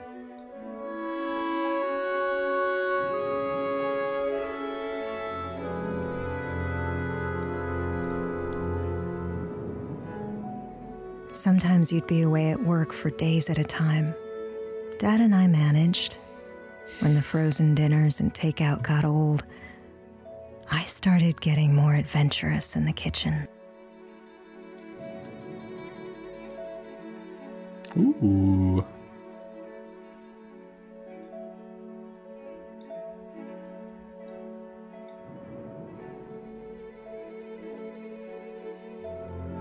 Ooh, pretty. Eventually, I took over most of the kitchen duties.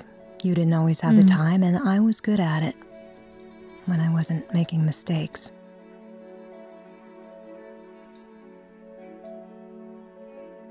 It's a candle. Ah. Oh. Oh.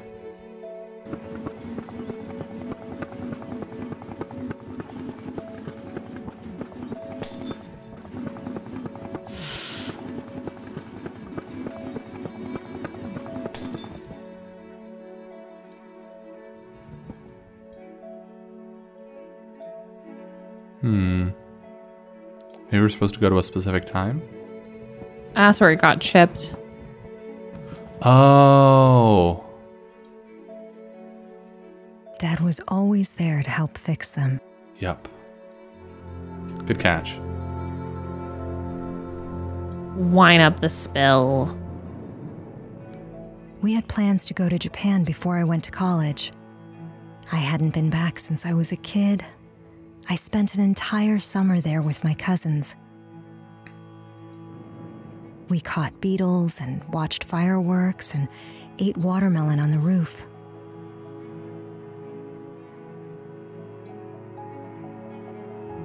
Yo.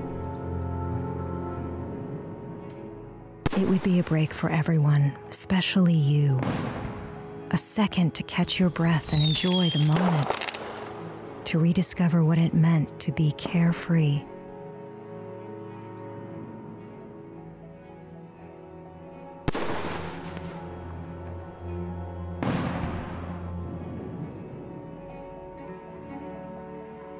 Everyone was excited, but I had to get accepted first. Oh, that's a lot of pressure. Yeah. That's a lot of pressure. You don't get accepted to college. Your mom won't get to take a break from work and go back to her home. This was big for us. Jeez. Oh, that makes me anxious. That gives me anxiety. Oh.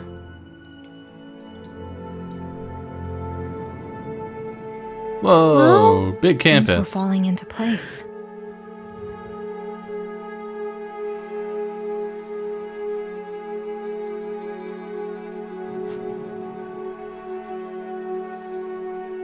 Whoa!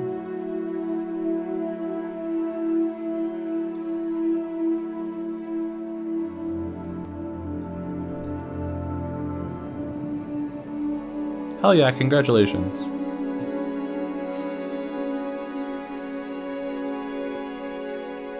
Uh-oh.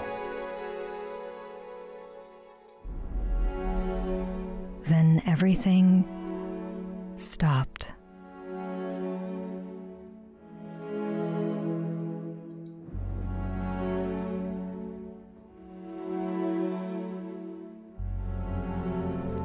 Oh no. Ouch. And please tell suddenly me. I was 7 again. It was Oh, the start of summer. Dad and I were outside at night looking for ghosts. He let me hold the flashlight in case he got scared. Maybe I would be a ghost hunter. And then I was 16. He drank beers on the front porch. The record player was loud enough for him to hear from out there. I sat and listened to him talk about the music. Sometimes we sat in silence and stared out at the sky.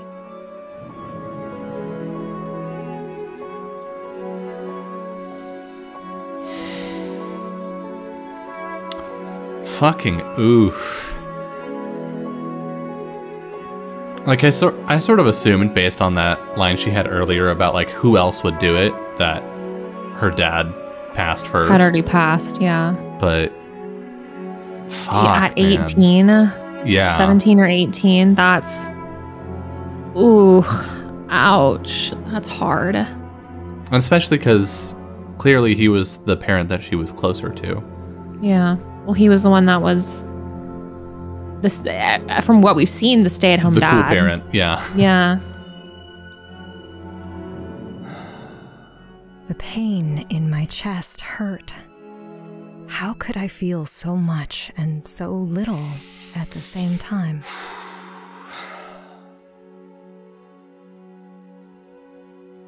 That's so hard. Grief fucking sucks. Oh. That's the flowers. We didn't know what to do. We handled it in different ways.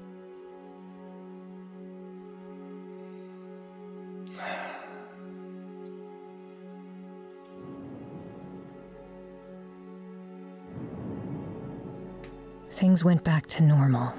Routines started up again.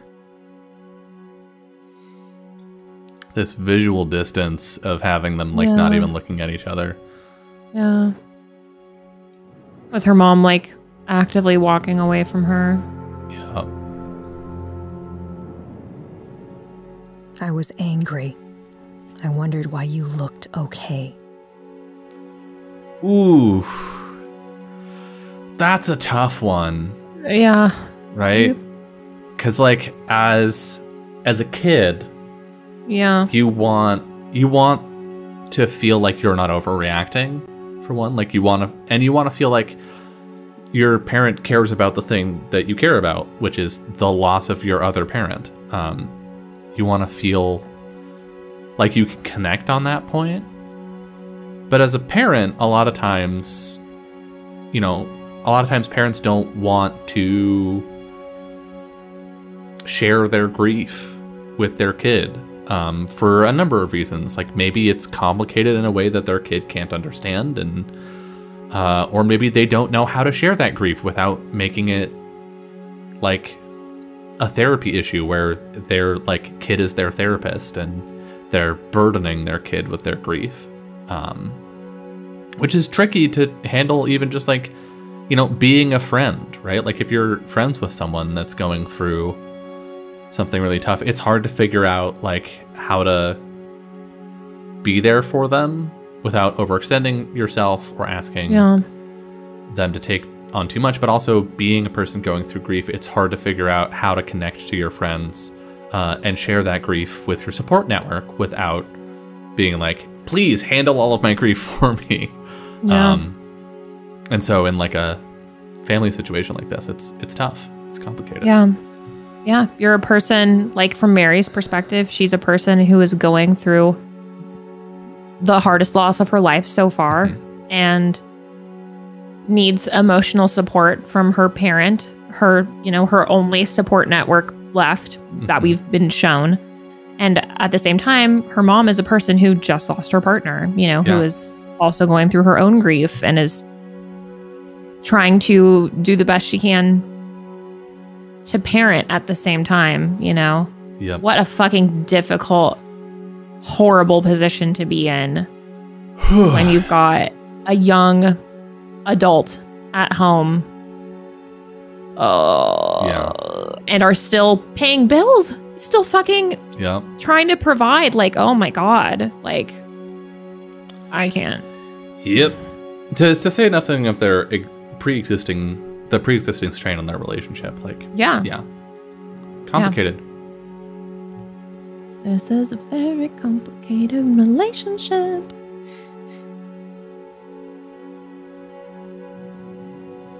I didn't know what to make of you. You were so stoic in the wake of his death, and it confused me. Where was the pain? Why was I going through it alone?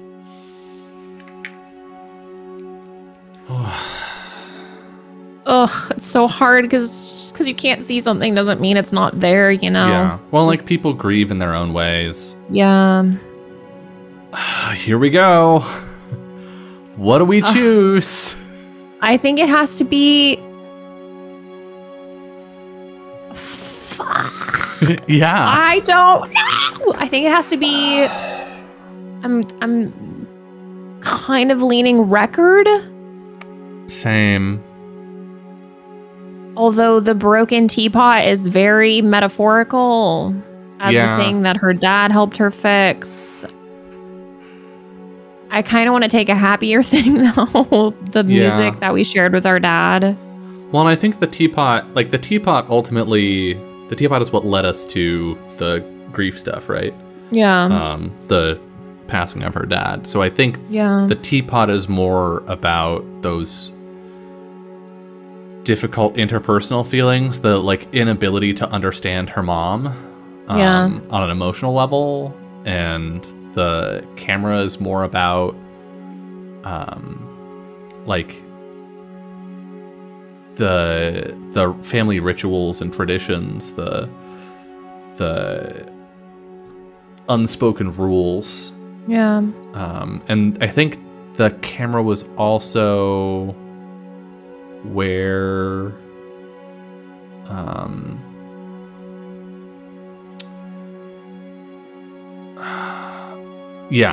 I think the least complicated emotionally is the record. I think that's the most like positive takeaway. Yeah, it's kind of feels like an untainted thing that she shared with her dad. Yeah. That didn't have so much complicated emotional baggage and was more of a reflection of the relationship that grew out of her mother being absent due to work purposes. It was her closeness with her father rather than all of the other complicated... I mean, there's complicated stuff there to be certain, but I like the way that it feels reflective of her love for her dad, music, and that kind of... I mean, the first memory that we get after she finds out that he's passed is them dancing to music together. Yeah. So I think that feels good. I think we got one more spot here. That's my guess.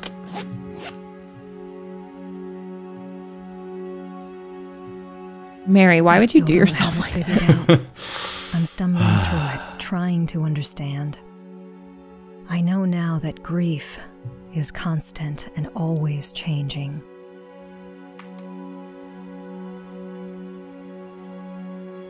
Ooh.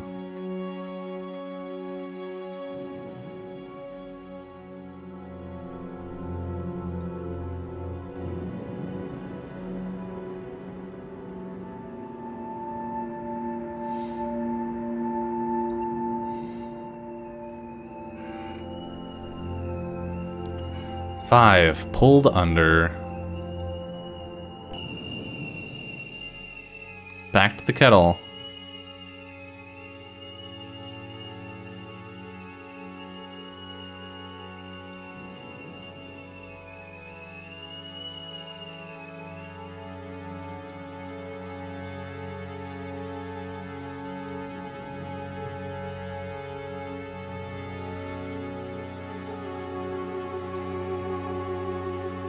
Yeah.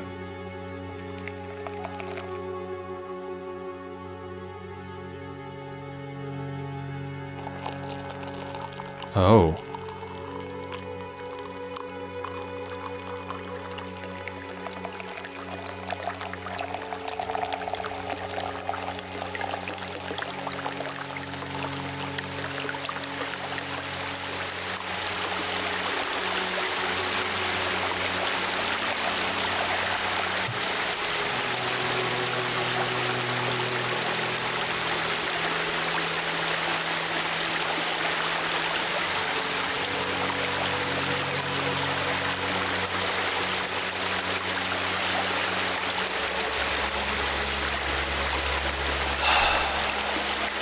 Do feel like that, huh?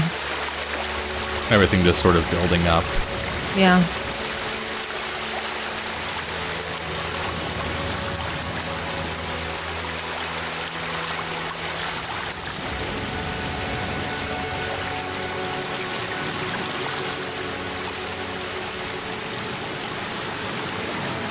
We're leaving for college.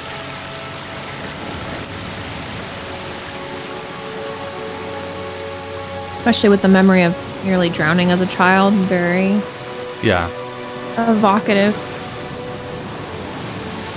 Going out on her own. Oh, and it would be so...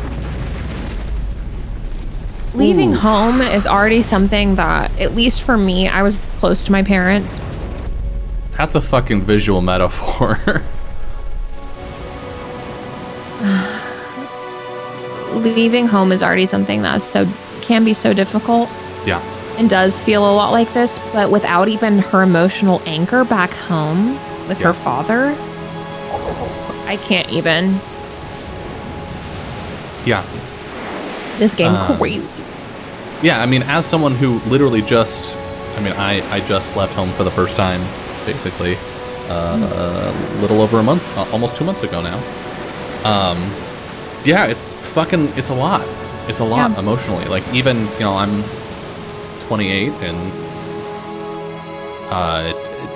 I'm a lot more emotionally put together now than I was 10 years ago when I was 18.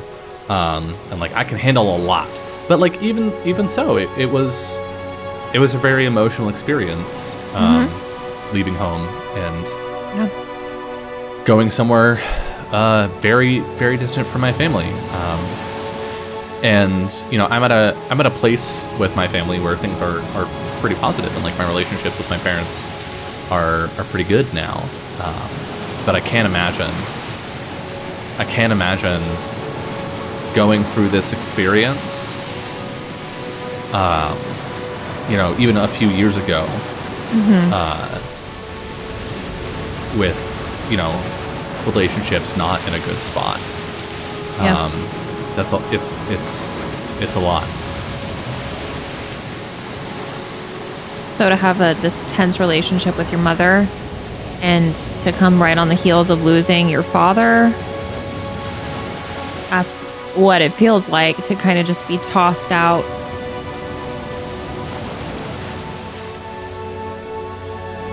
You know, into the world. Because that shit's hard, even if you have a great support system. I did. Yep. I had a fantastic support system. My parents lived an hour and a half away from me, and I was a fucking emotional disaster. That's hard. It was overwhelming. Yep. I was on autopilot, going through the motions. She's at school. She's on campus. At I like some this point, reverb here. I hit a wall. I didn't understand what it was at the time, but I couldn't move past it. Oof.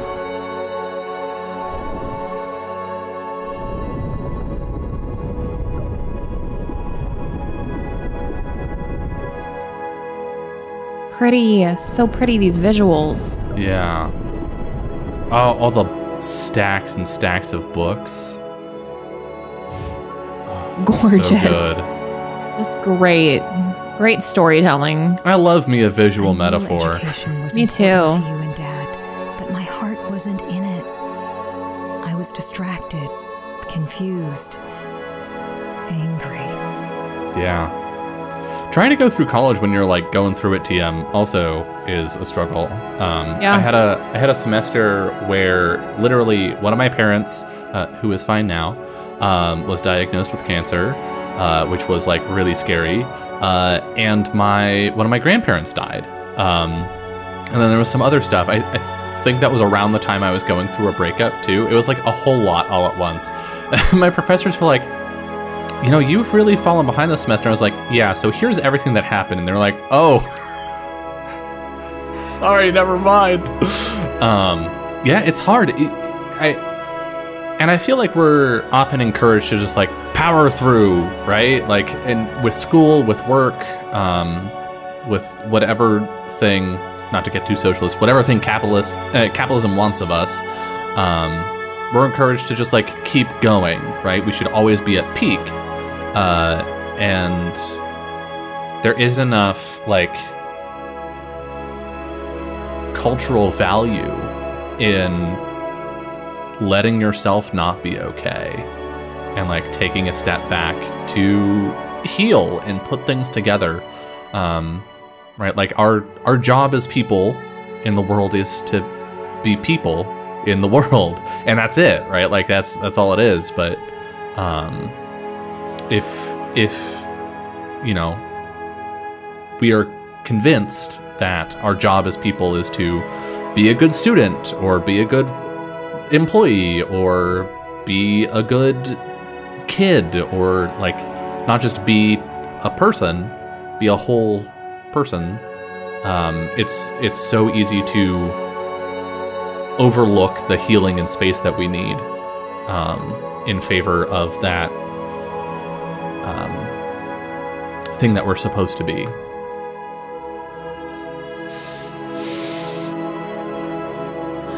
Not even a year went by before I dropped out.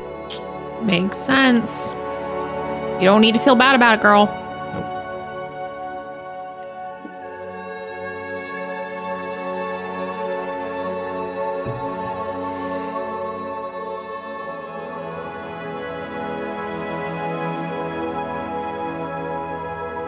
I mean, too, education was the thing that she was doing to seek approval from her mother.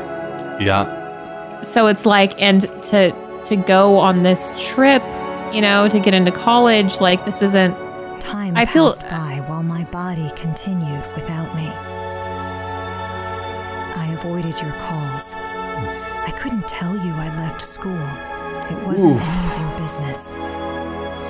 Oh The my weight God. in my chest grew heavier. Every move was exhausting. When I try to remember this time in my life, it's like there's pieces missing, gaps where there shouldn't be. Depression. Anyway, you were saying.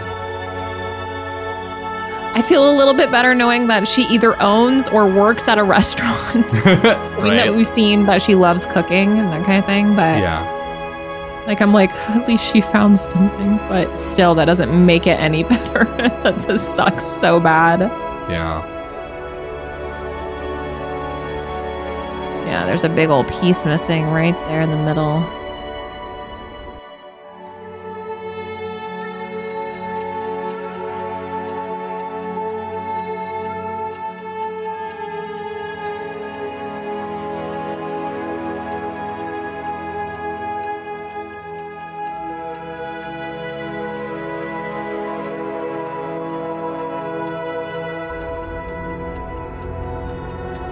Oof.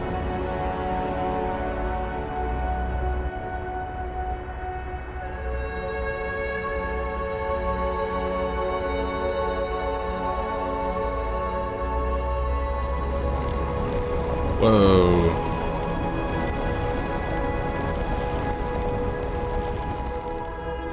I found a dishwashing job a while after. I figured I needed something to do, something to focus my energy on. Anything was better than nothing.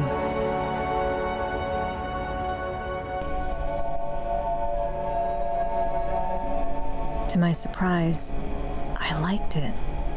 It felt good knowing my work helped the kitchen.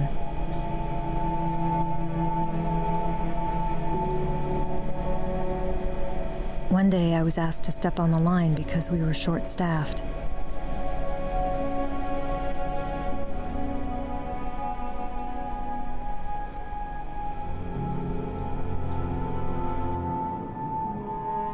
It didn't take long to realize I was good at it. Yeah, you've been fucking cooking all the time. Being in a completely new kitchen was freeing.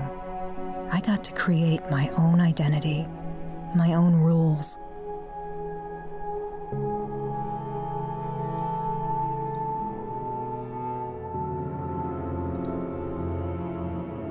Who was I, independent of you? Figuring out my place was equal parts exciting and confusing. A new challenge to be faced alone.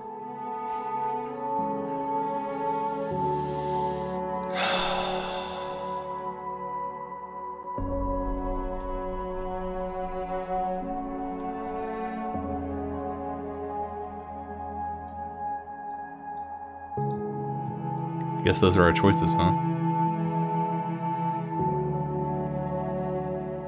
These towels?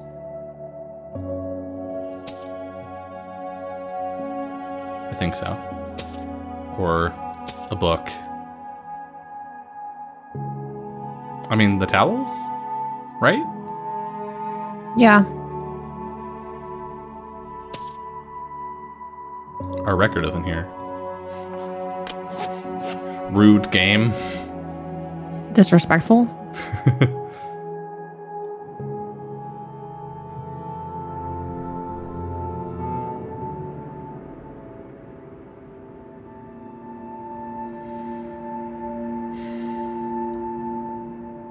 Part 6? Part 6, mise en place.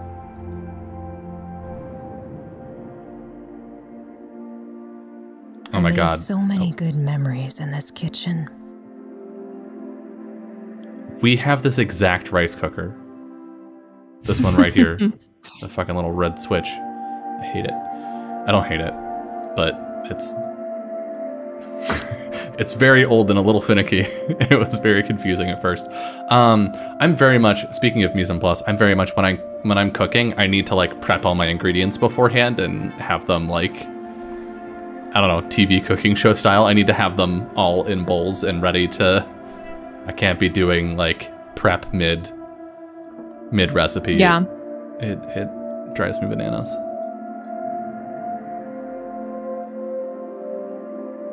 Knife! Hiya!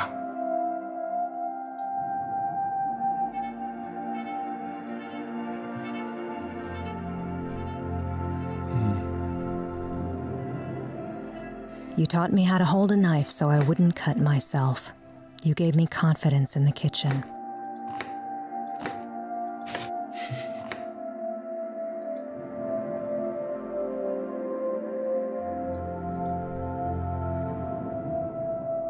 It became muscle memory, like second nature, almost as easy as breathing.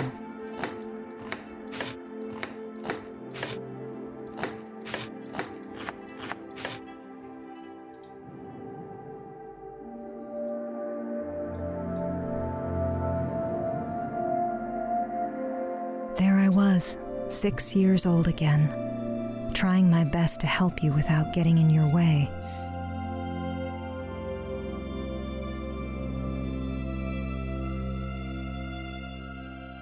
Whoa. My first day of jumping on the line, I knew this is what I wanted to do. I practiced at home, put what you taught me to use.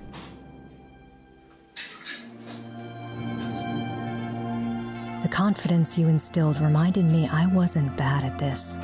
I would get better fast.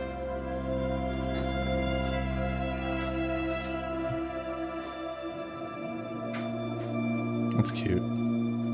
Yeah.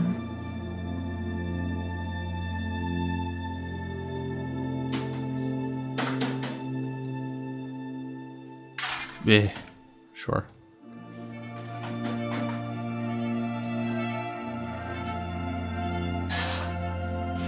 There's other plates, I think, to show you how to do it. Oh. Whoops. Sometimes you just fuck it up a little bit. Sometimes.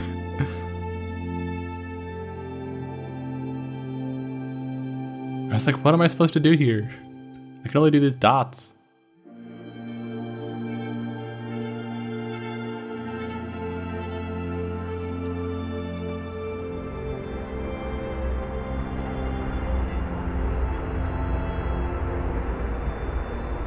Food Grilled was cheese. so fun when I was a kid. Finding new flavors and textures. An adventure we took together. Veggies.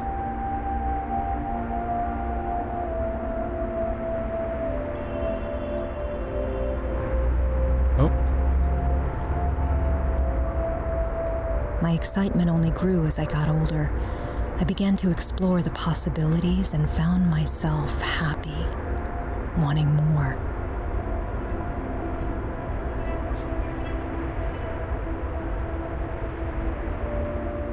Whoa. It felt good, finding that fire again. It was missing for a long time.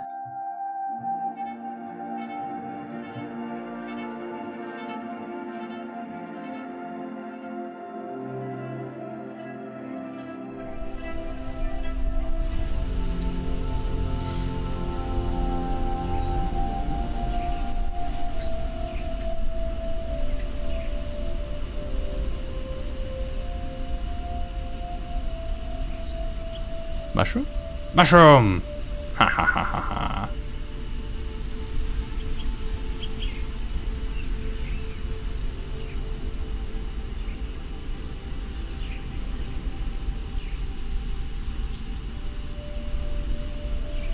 Heh.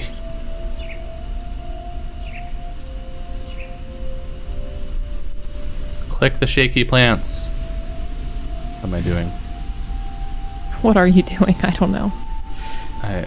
Do I have to shake all the plants? There's one behind the tree. Ah! Eh. Yeah. Got it. Got him.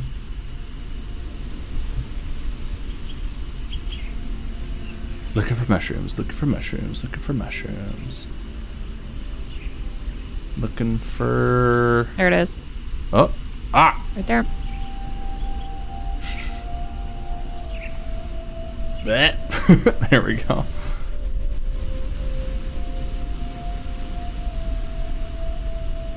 There's a lot of leaf happening in my face right now. Okay.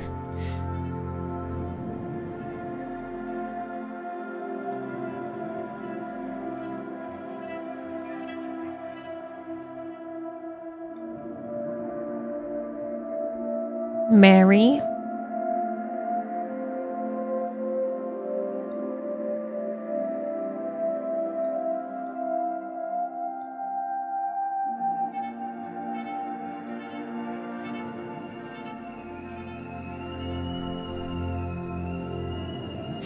Hello.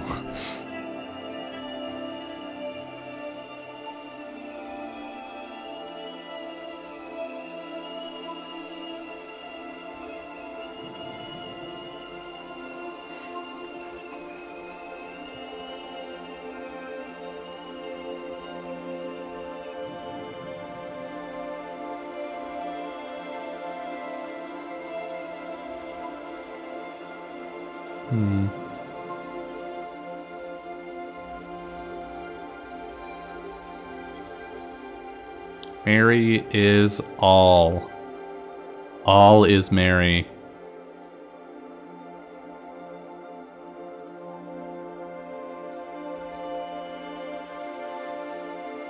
No. Sally?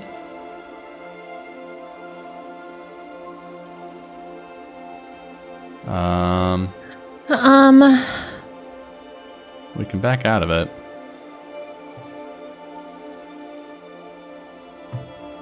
Maybe we come back to that with more letters.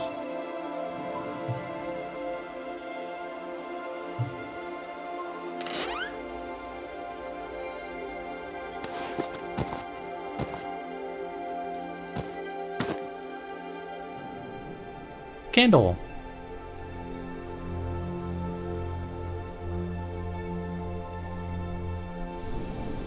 Whoa. This is a big ass dining table.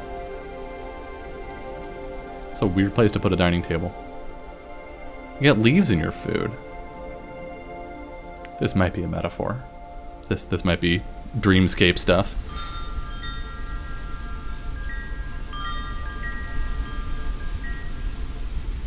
Ah. Yeah.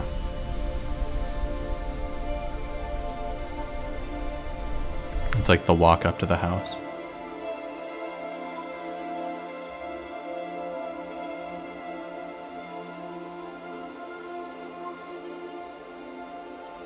Ah, jiggly.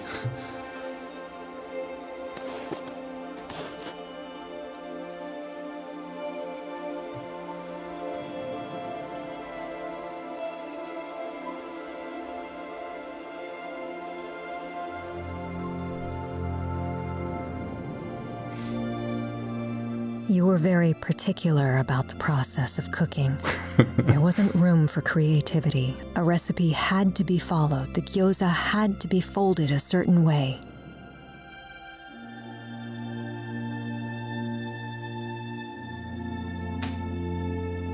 Hiya. Hocha. Sha. Perfect. 10 out of 10. Nailing it. Oh, and then you have to put it in the specific. I see. And they're more regularly shaped now.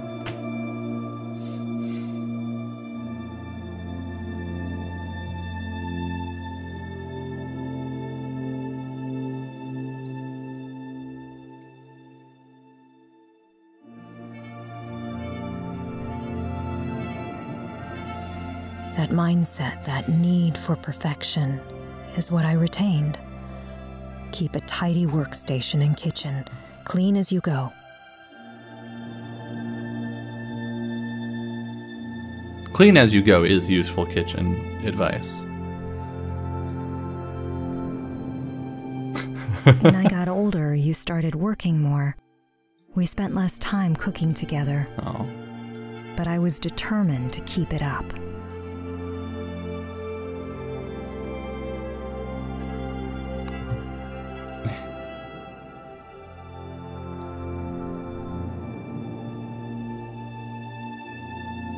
Into my 20s, this drive for perfection became everything. It consumed me. It gave me a sense of control. After many late nights, being the last in the kitchen, that dedication took me to the top.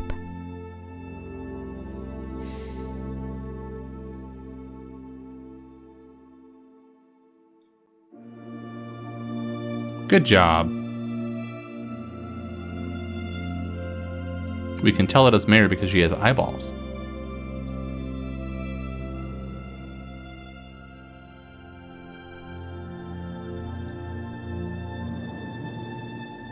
Oh my god, so many cupboards.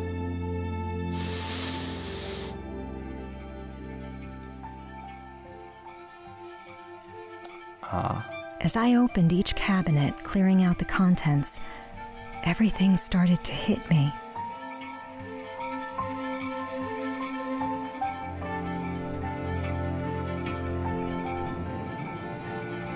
My hard work paid off. I was the one giving orders, creating dishes, curating entire menus. I had control and creativity to do what I wanted. People started to notice. They came from everywhere. Critics started talking about us. The more we got noticed, the harder I worked. The rush was amazing. I was so busy. It left little time for you. Sometimes we'd grab lunch, but I thought that I needed to show you the result of all my hard work, to show you what I built for myself.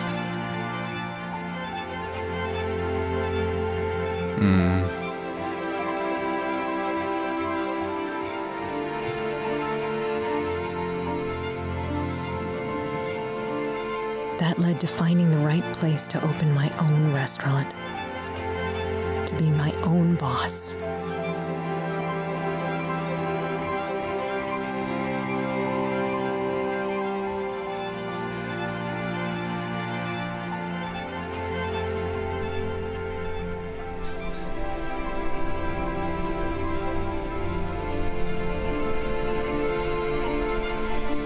And then, a call.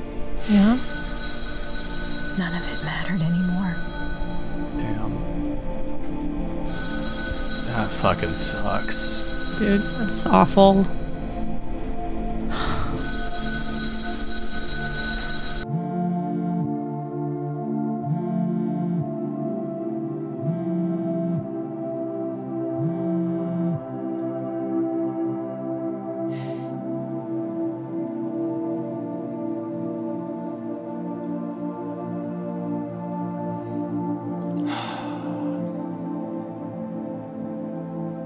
Damn. Mary, are you okay? No. Oh, fuck, man. I don't even know what to take. Like, the knives, I think. Because it was like the determination and the skill taught to us by our mother. Yeah. It's that or the I mean, but the hot glove. yeah. But yeah, I think the knives. Yeah.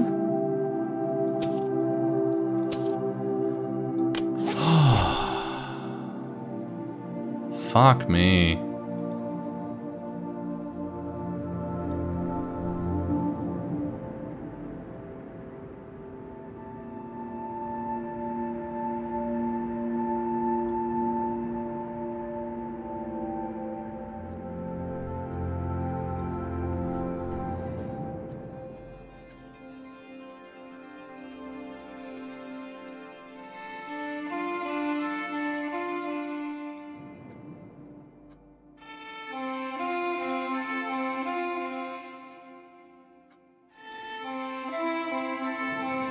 I'm not sure I'm ready to go through your things. It doesn't feel right, intruding on your space like this.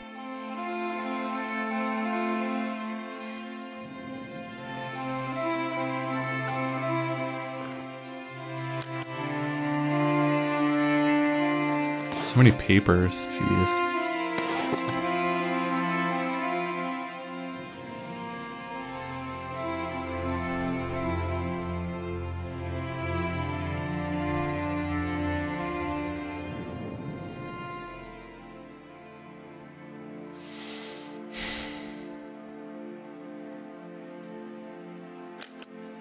Oh. Man, fuck you, game. Ow. Oh, my heart, that hurt. Yeah.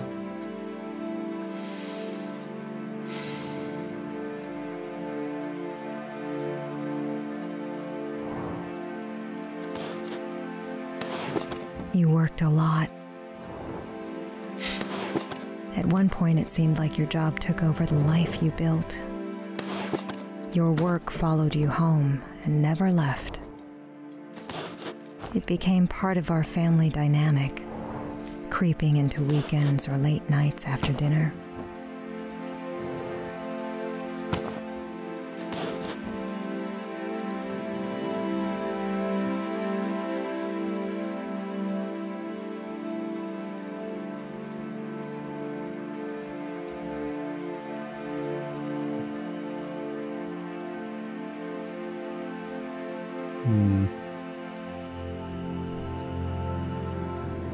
Sometimes I'd still be awake when she came home late at night.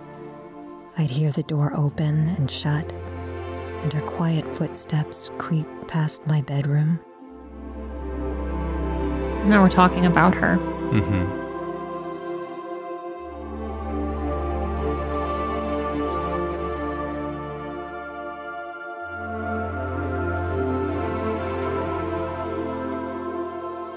What did you want out of it? The long hours, the hard work away from home. What did it give you?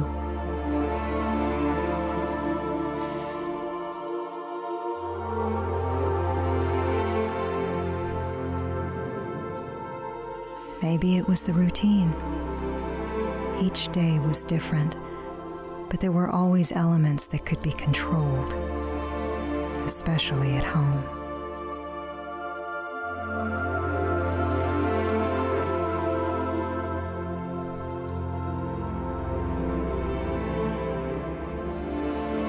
Even after Dad died, you stuck to this pattern.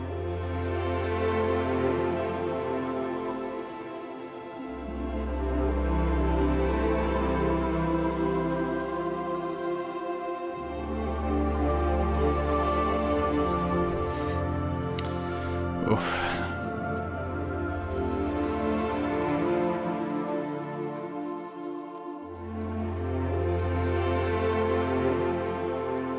We talked about going to Japan together. It had been a long time since we'd gone back. It'd be different this time. We'd create new memories as adults.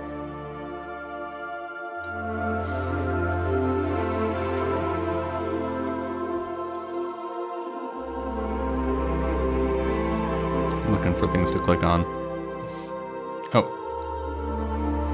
Aha. I can't believe you actually bought plane tickets. Fuck, man. Oh. But I was scared of leaving my work behind. Everything would fall apart if I left. I tried to tell you, and you just nodded. It's the exact same mistake. It's the exact same work. You have to build work in order to have a life instead of having a life.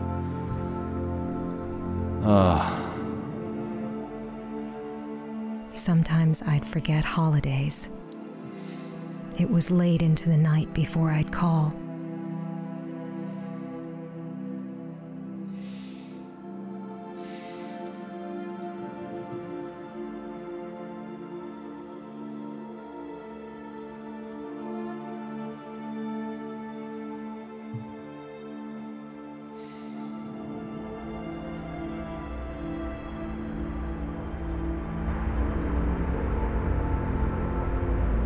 If I called at all.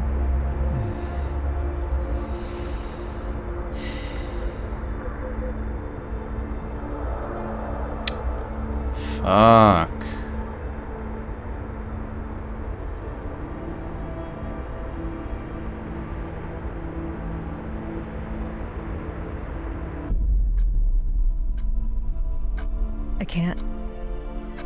I can't do it. The longer I'm here, the more I think about you. The what ifs, the things I can't change about us. I created an idea of the kind of person you were. But I never stopped to ask if that was you. Time didn't fail us. I did. I need to go.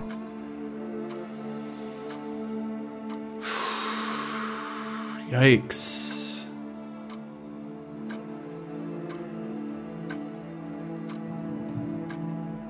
That's tough. I mean... All at once, I saw my future laid out in front of me.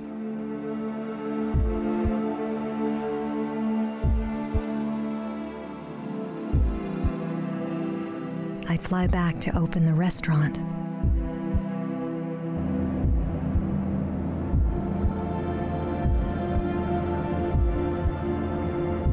I'd achieve everything I hoped to accomplish.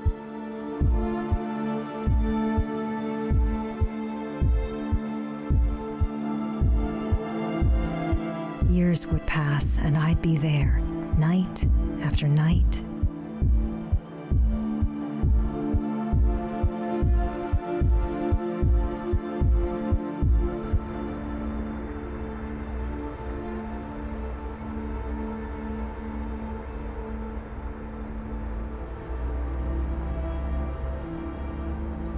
I'd come home late one night and wonder how things could have been different.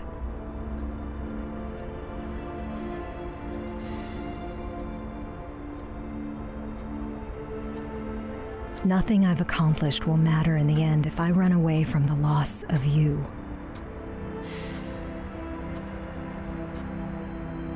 Ugh. Looking back at herself through the mirror, such a powerful image. It's not too late.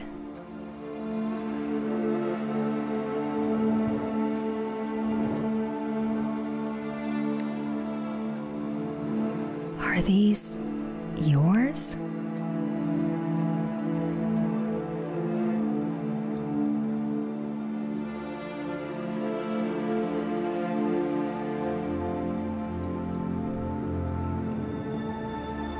How did I never know?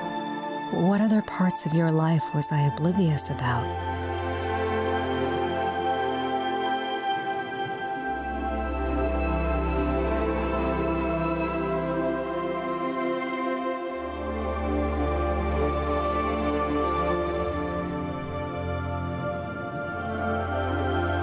Who were you when I wasn't watching? When you were all alone?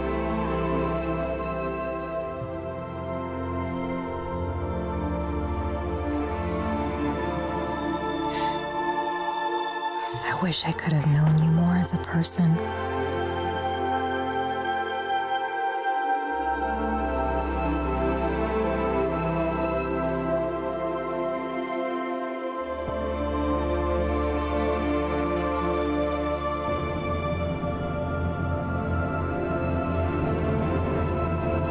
It's hard to picture the leap you took to get here.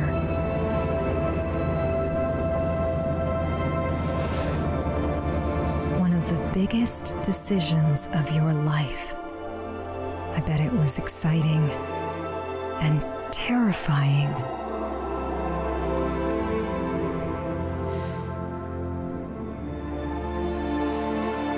You set foot here and tried to find solid ground so I would have my footing when I ventured on my own.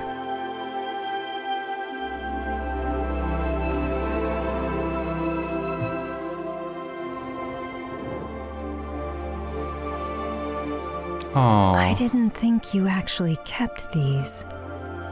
The apron from when we were little. Yeah.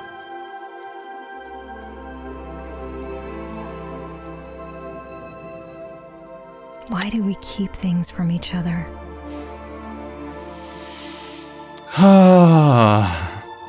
Yeah, I mean, there's so much here about, like, parents not being real human beings around their kids because they have to be in parent mode. Right? And like sort of the reward of getting to adulthood and having a relationship with your parents as an adult, I think, is learning who they are as a person. And like a lot of that renegotiating parent-child relationships as an adult is figuring out how to like interact with your parent as a whole human person, and also for parents figuring out how to let your kid be an adult that's separate from you, but also like figure out how to be just a person with them.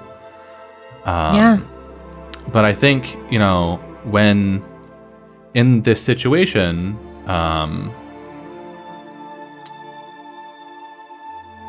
you know, and yeah, not everyone gets that opportunity, because for some people, whether that be for emotional reason or cultural reasons or whatnot, they just you're never allowed to change that dyadic relationship, right? You're always in those positions relative to each other. But especially in situations like Mary had with her mom, where she like very specifically had a falling out with her mom and distanced herself. There's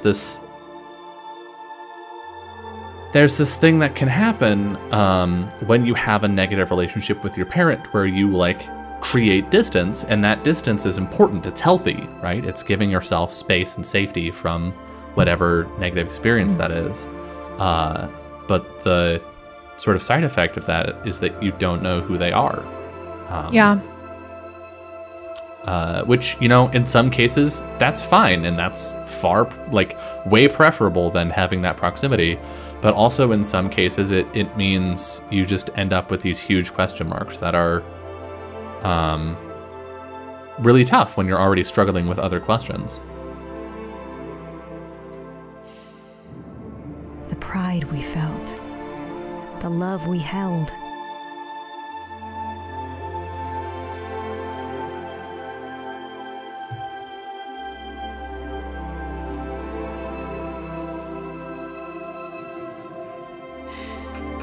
Cute. And it's a butterfly on the apron. It is a butterfly.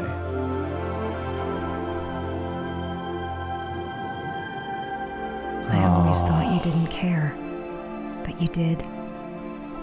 I couldn't see it at the time. That's brutal. Getting caught up in the airport. Yeah.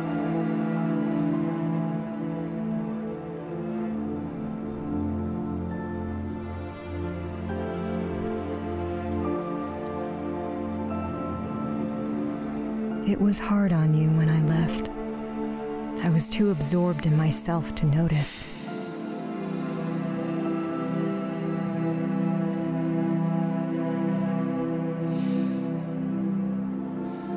Now she's in this house alone.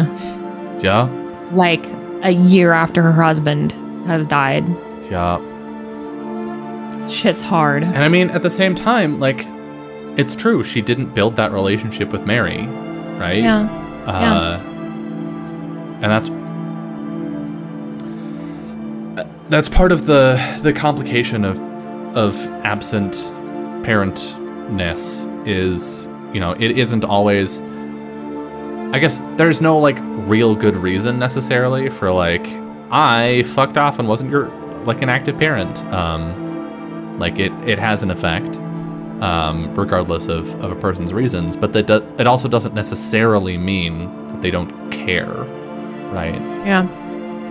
But you also can't shortcut that, right? You can't go from being a parent that isn't very involved with a kid to, okay, we now have, 20 years of relationship.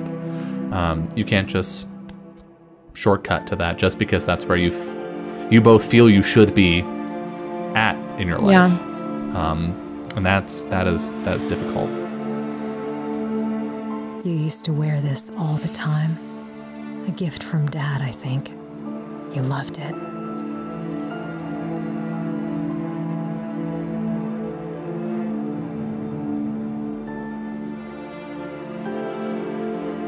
You wore it a lot, especially on business. You wanted me to have it after Dad died, but I didn't want it.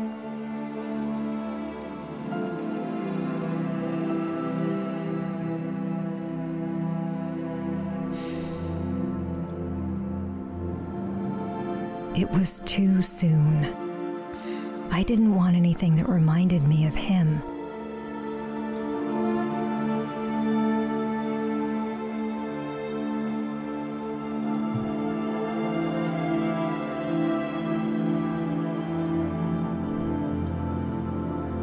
It took a long time to understand that it was your way of reaching out, of helping me keep a part of him.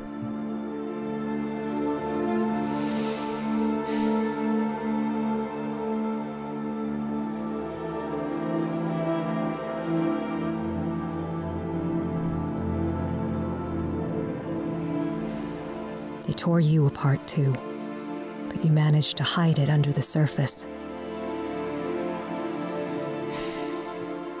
Repression! Woo!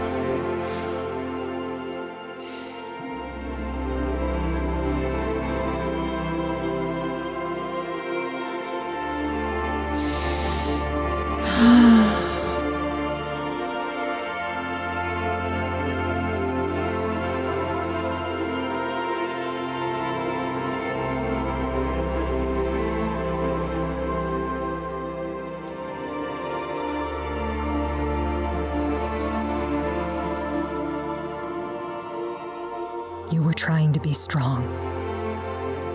For both of us.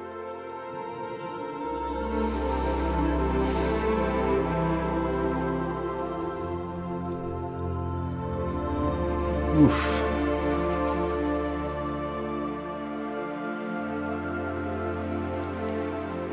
Fucking ouch. Oh, god damn. Man, fuck you, game. Ugh, what the fuck? What is this? It's the box. It's the necklace. Well, we know she has the necklace, right? No, this has to be something else, right? It's the necklace. No, this is the pastels. Oh, okay. Thank God. Okay. The pastels, the apron. I don't remember what the glasses represent. Are they her reading glasses? Her mom's reading glasses? Maybe. I kind of want to take the apron. Yeah. I think it's a good symbol of her caring, like, long term, even though she wasn't able to effectively communicate that. Yeah. Yeah. Fucking shit, man. It may be too late to make things right with you, but I need to finish this out. It's the least I can do.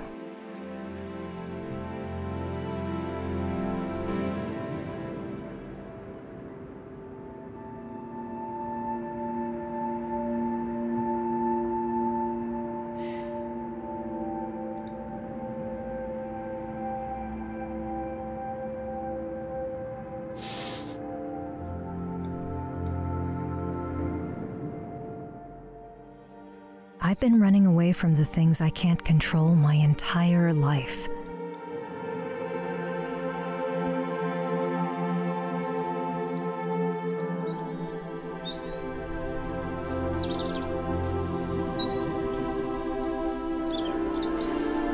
Parts of my life feel like they've been frozen in time, waiting to be played over and over again in my mind.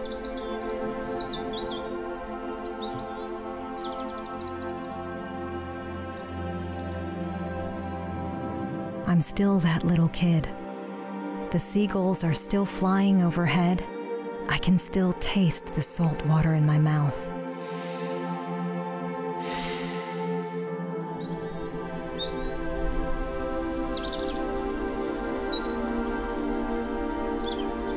Gotta put it in the box.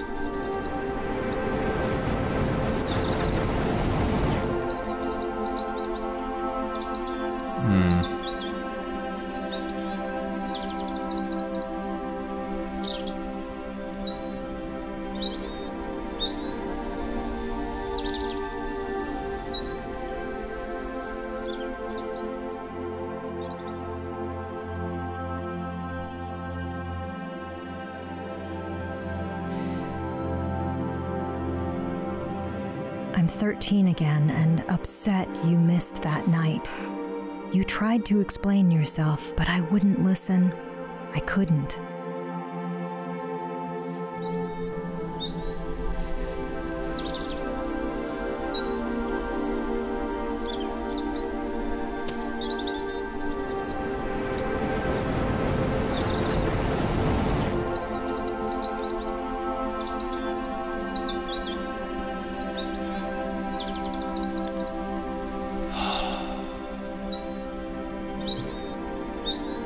This is so good. Boxing up all of the like individual pieces of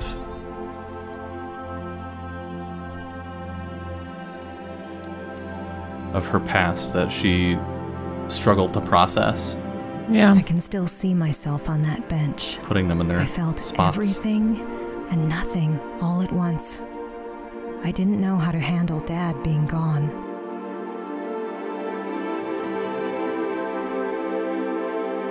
I looked to you as my guide to grief, but you were stoic. It confused me, angered me, left a grudge.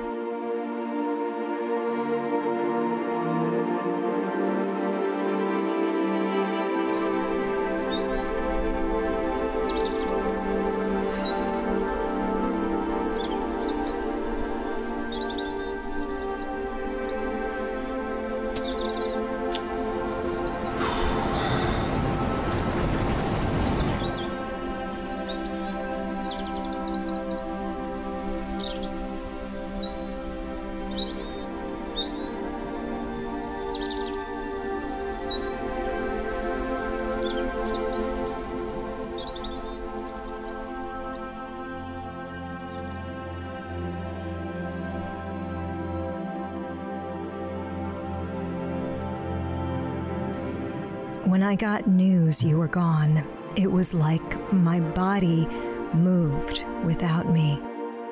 I left the phone and went back to work like nothing had changed.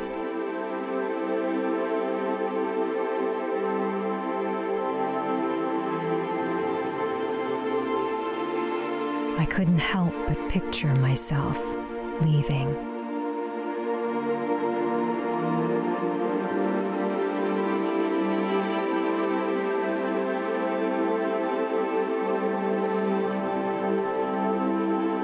I wasn't ready to confront it.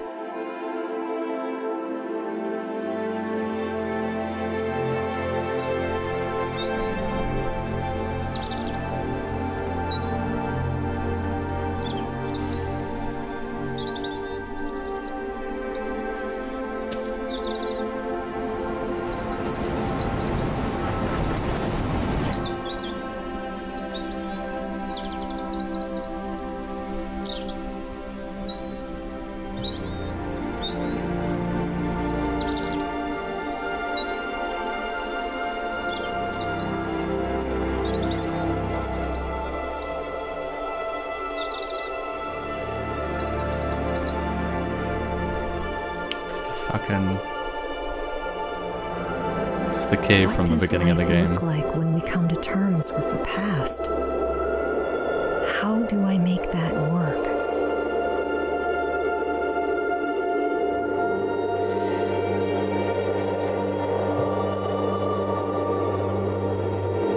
Maybe I'm not supposed to know.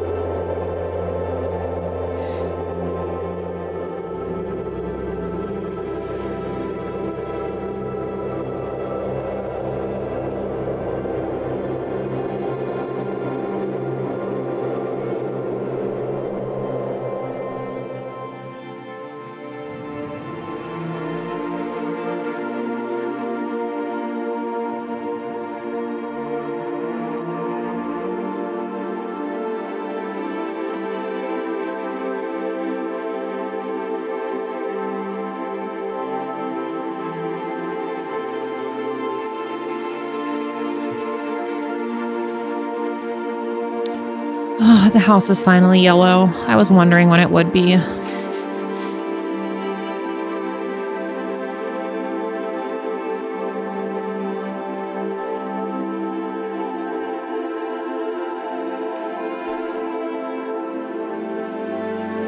Damn.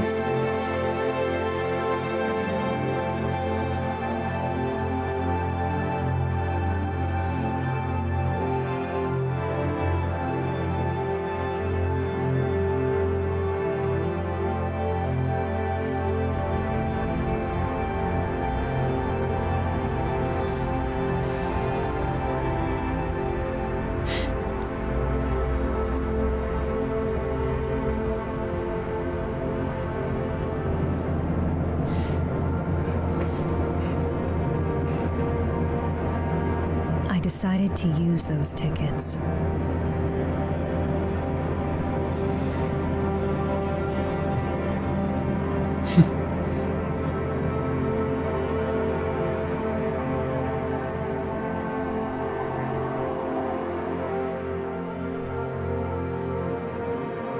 I'm hoping to get to know you better.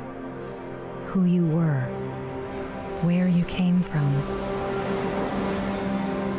When I go back home, I'll have these pieces of my past waiting for me. Reminders of the good and bad. But I'll also be carrying them with me, wherever I go, ingrained in my bones.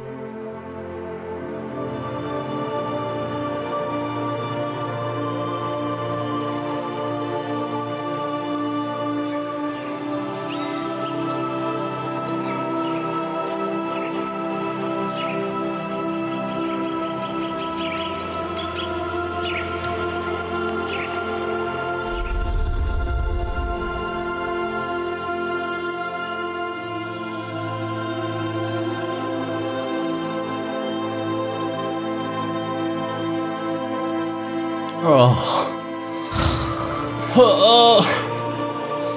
Damn. I'm unwell.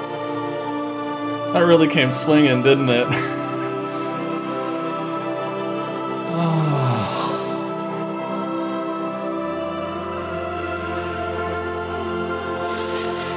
Try not to cry like a stupid bitch.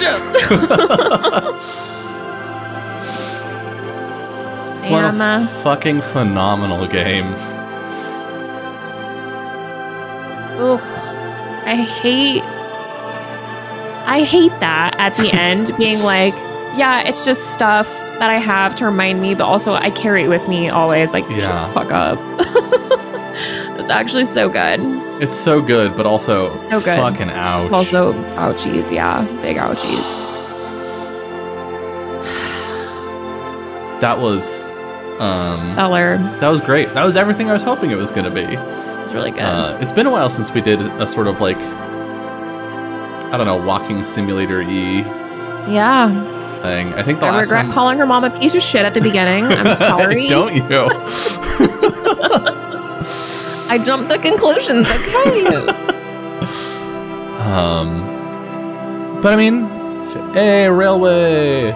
It's the same typeface I use for my branding.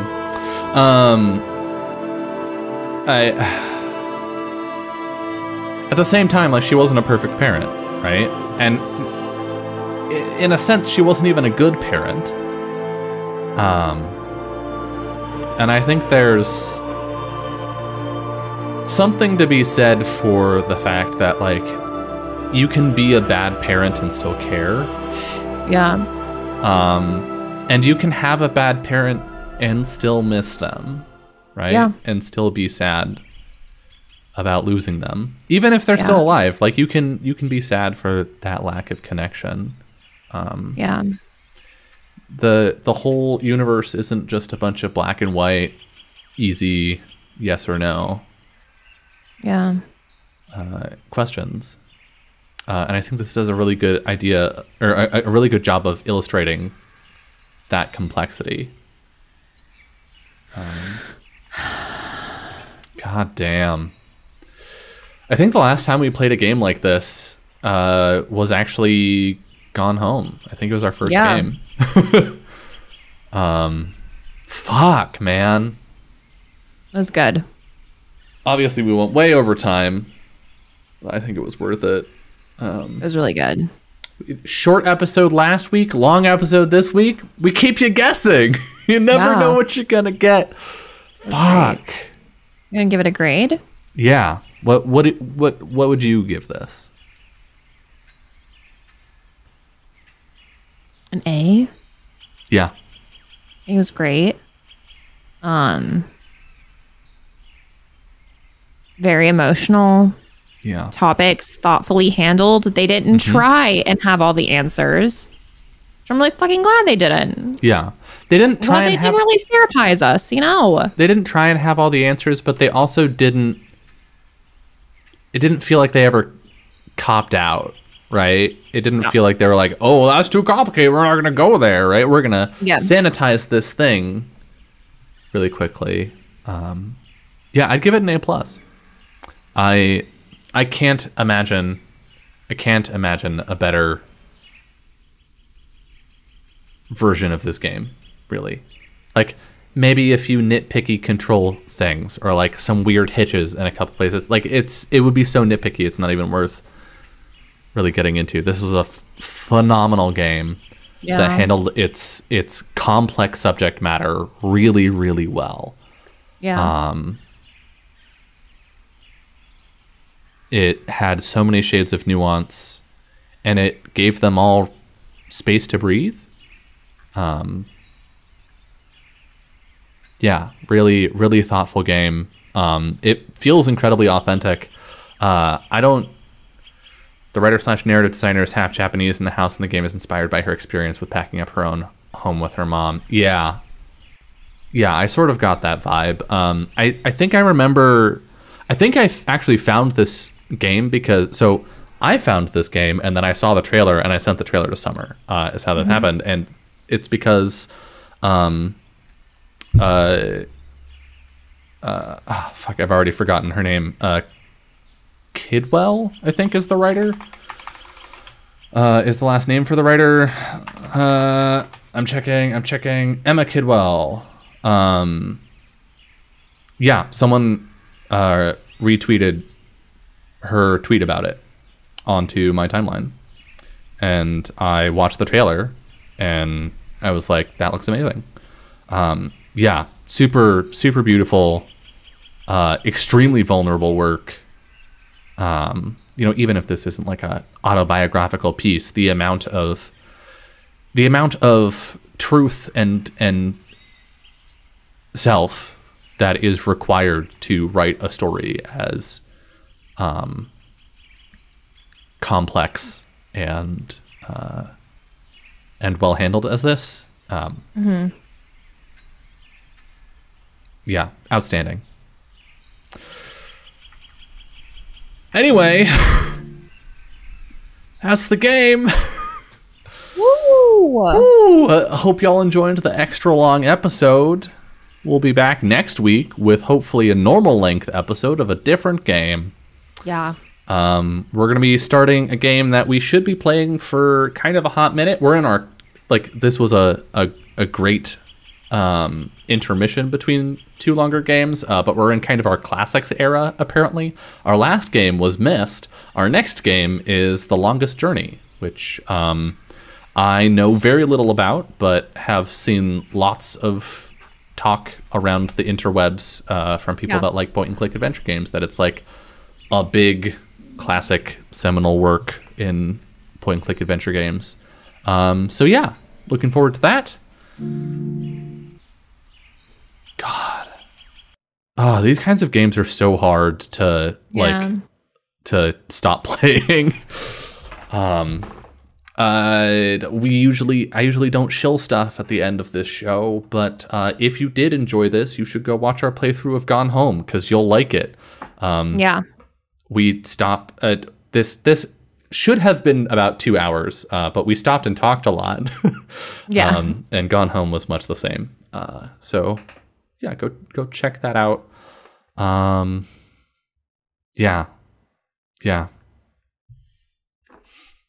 bitches. Bye, bitches.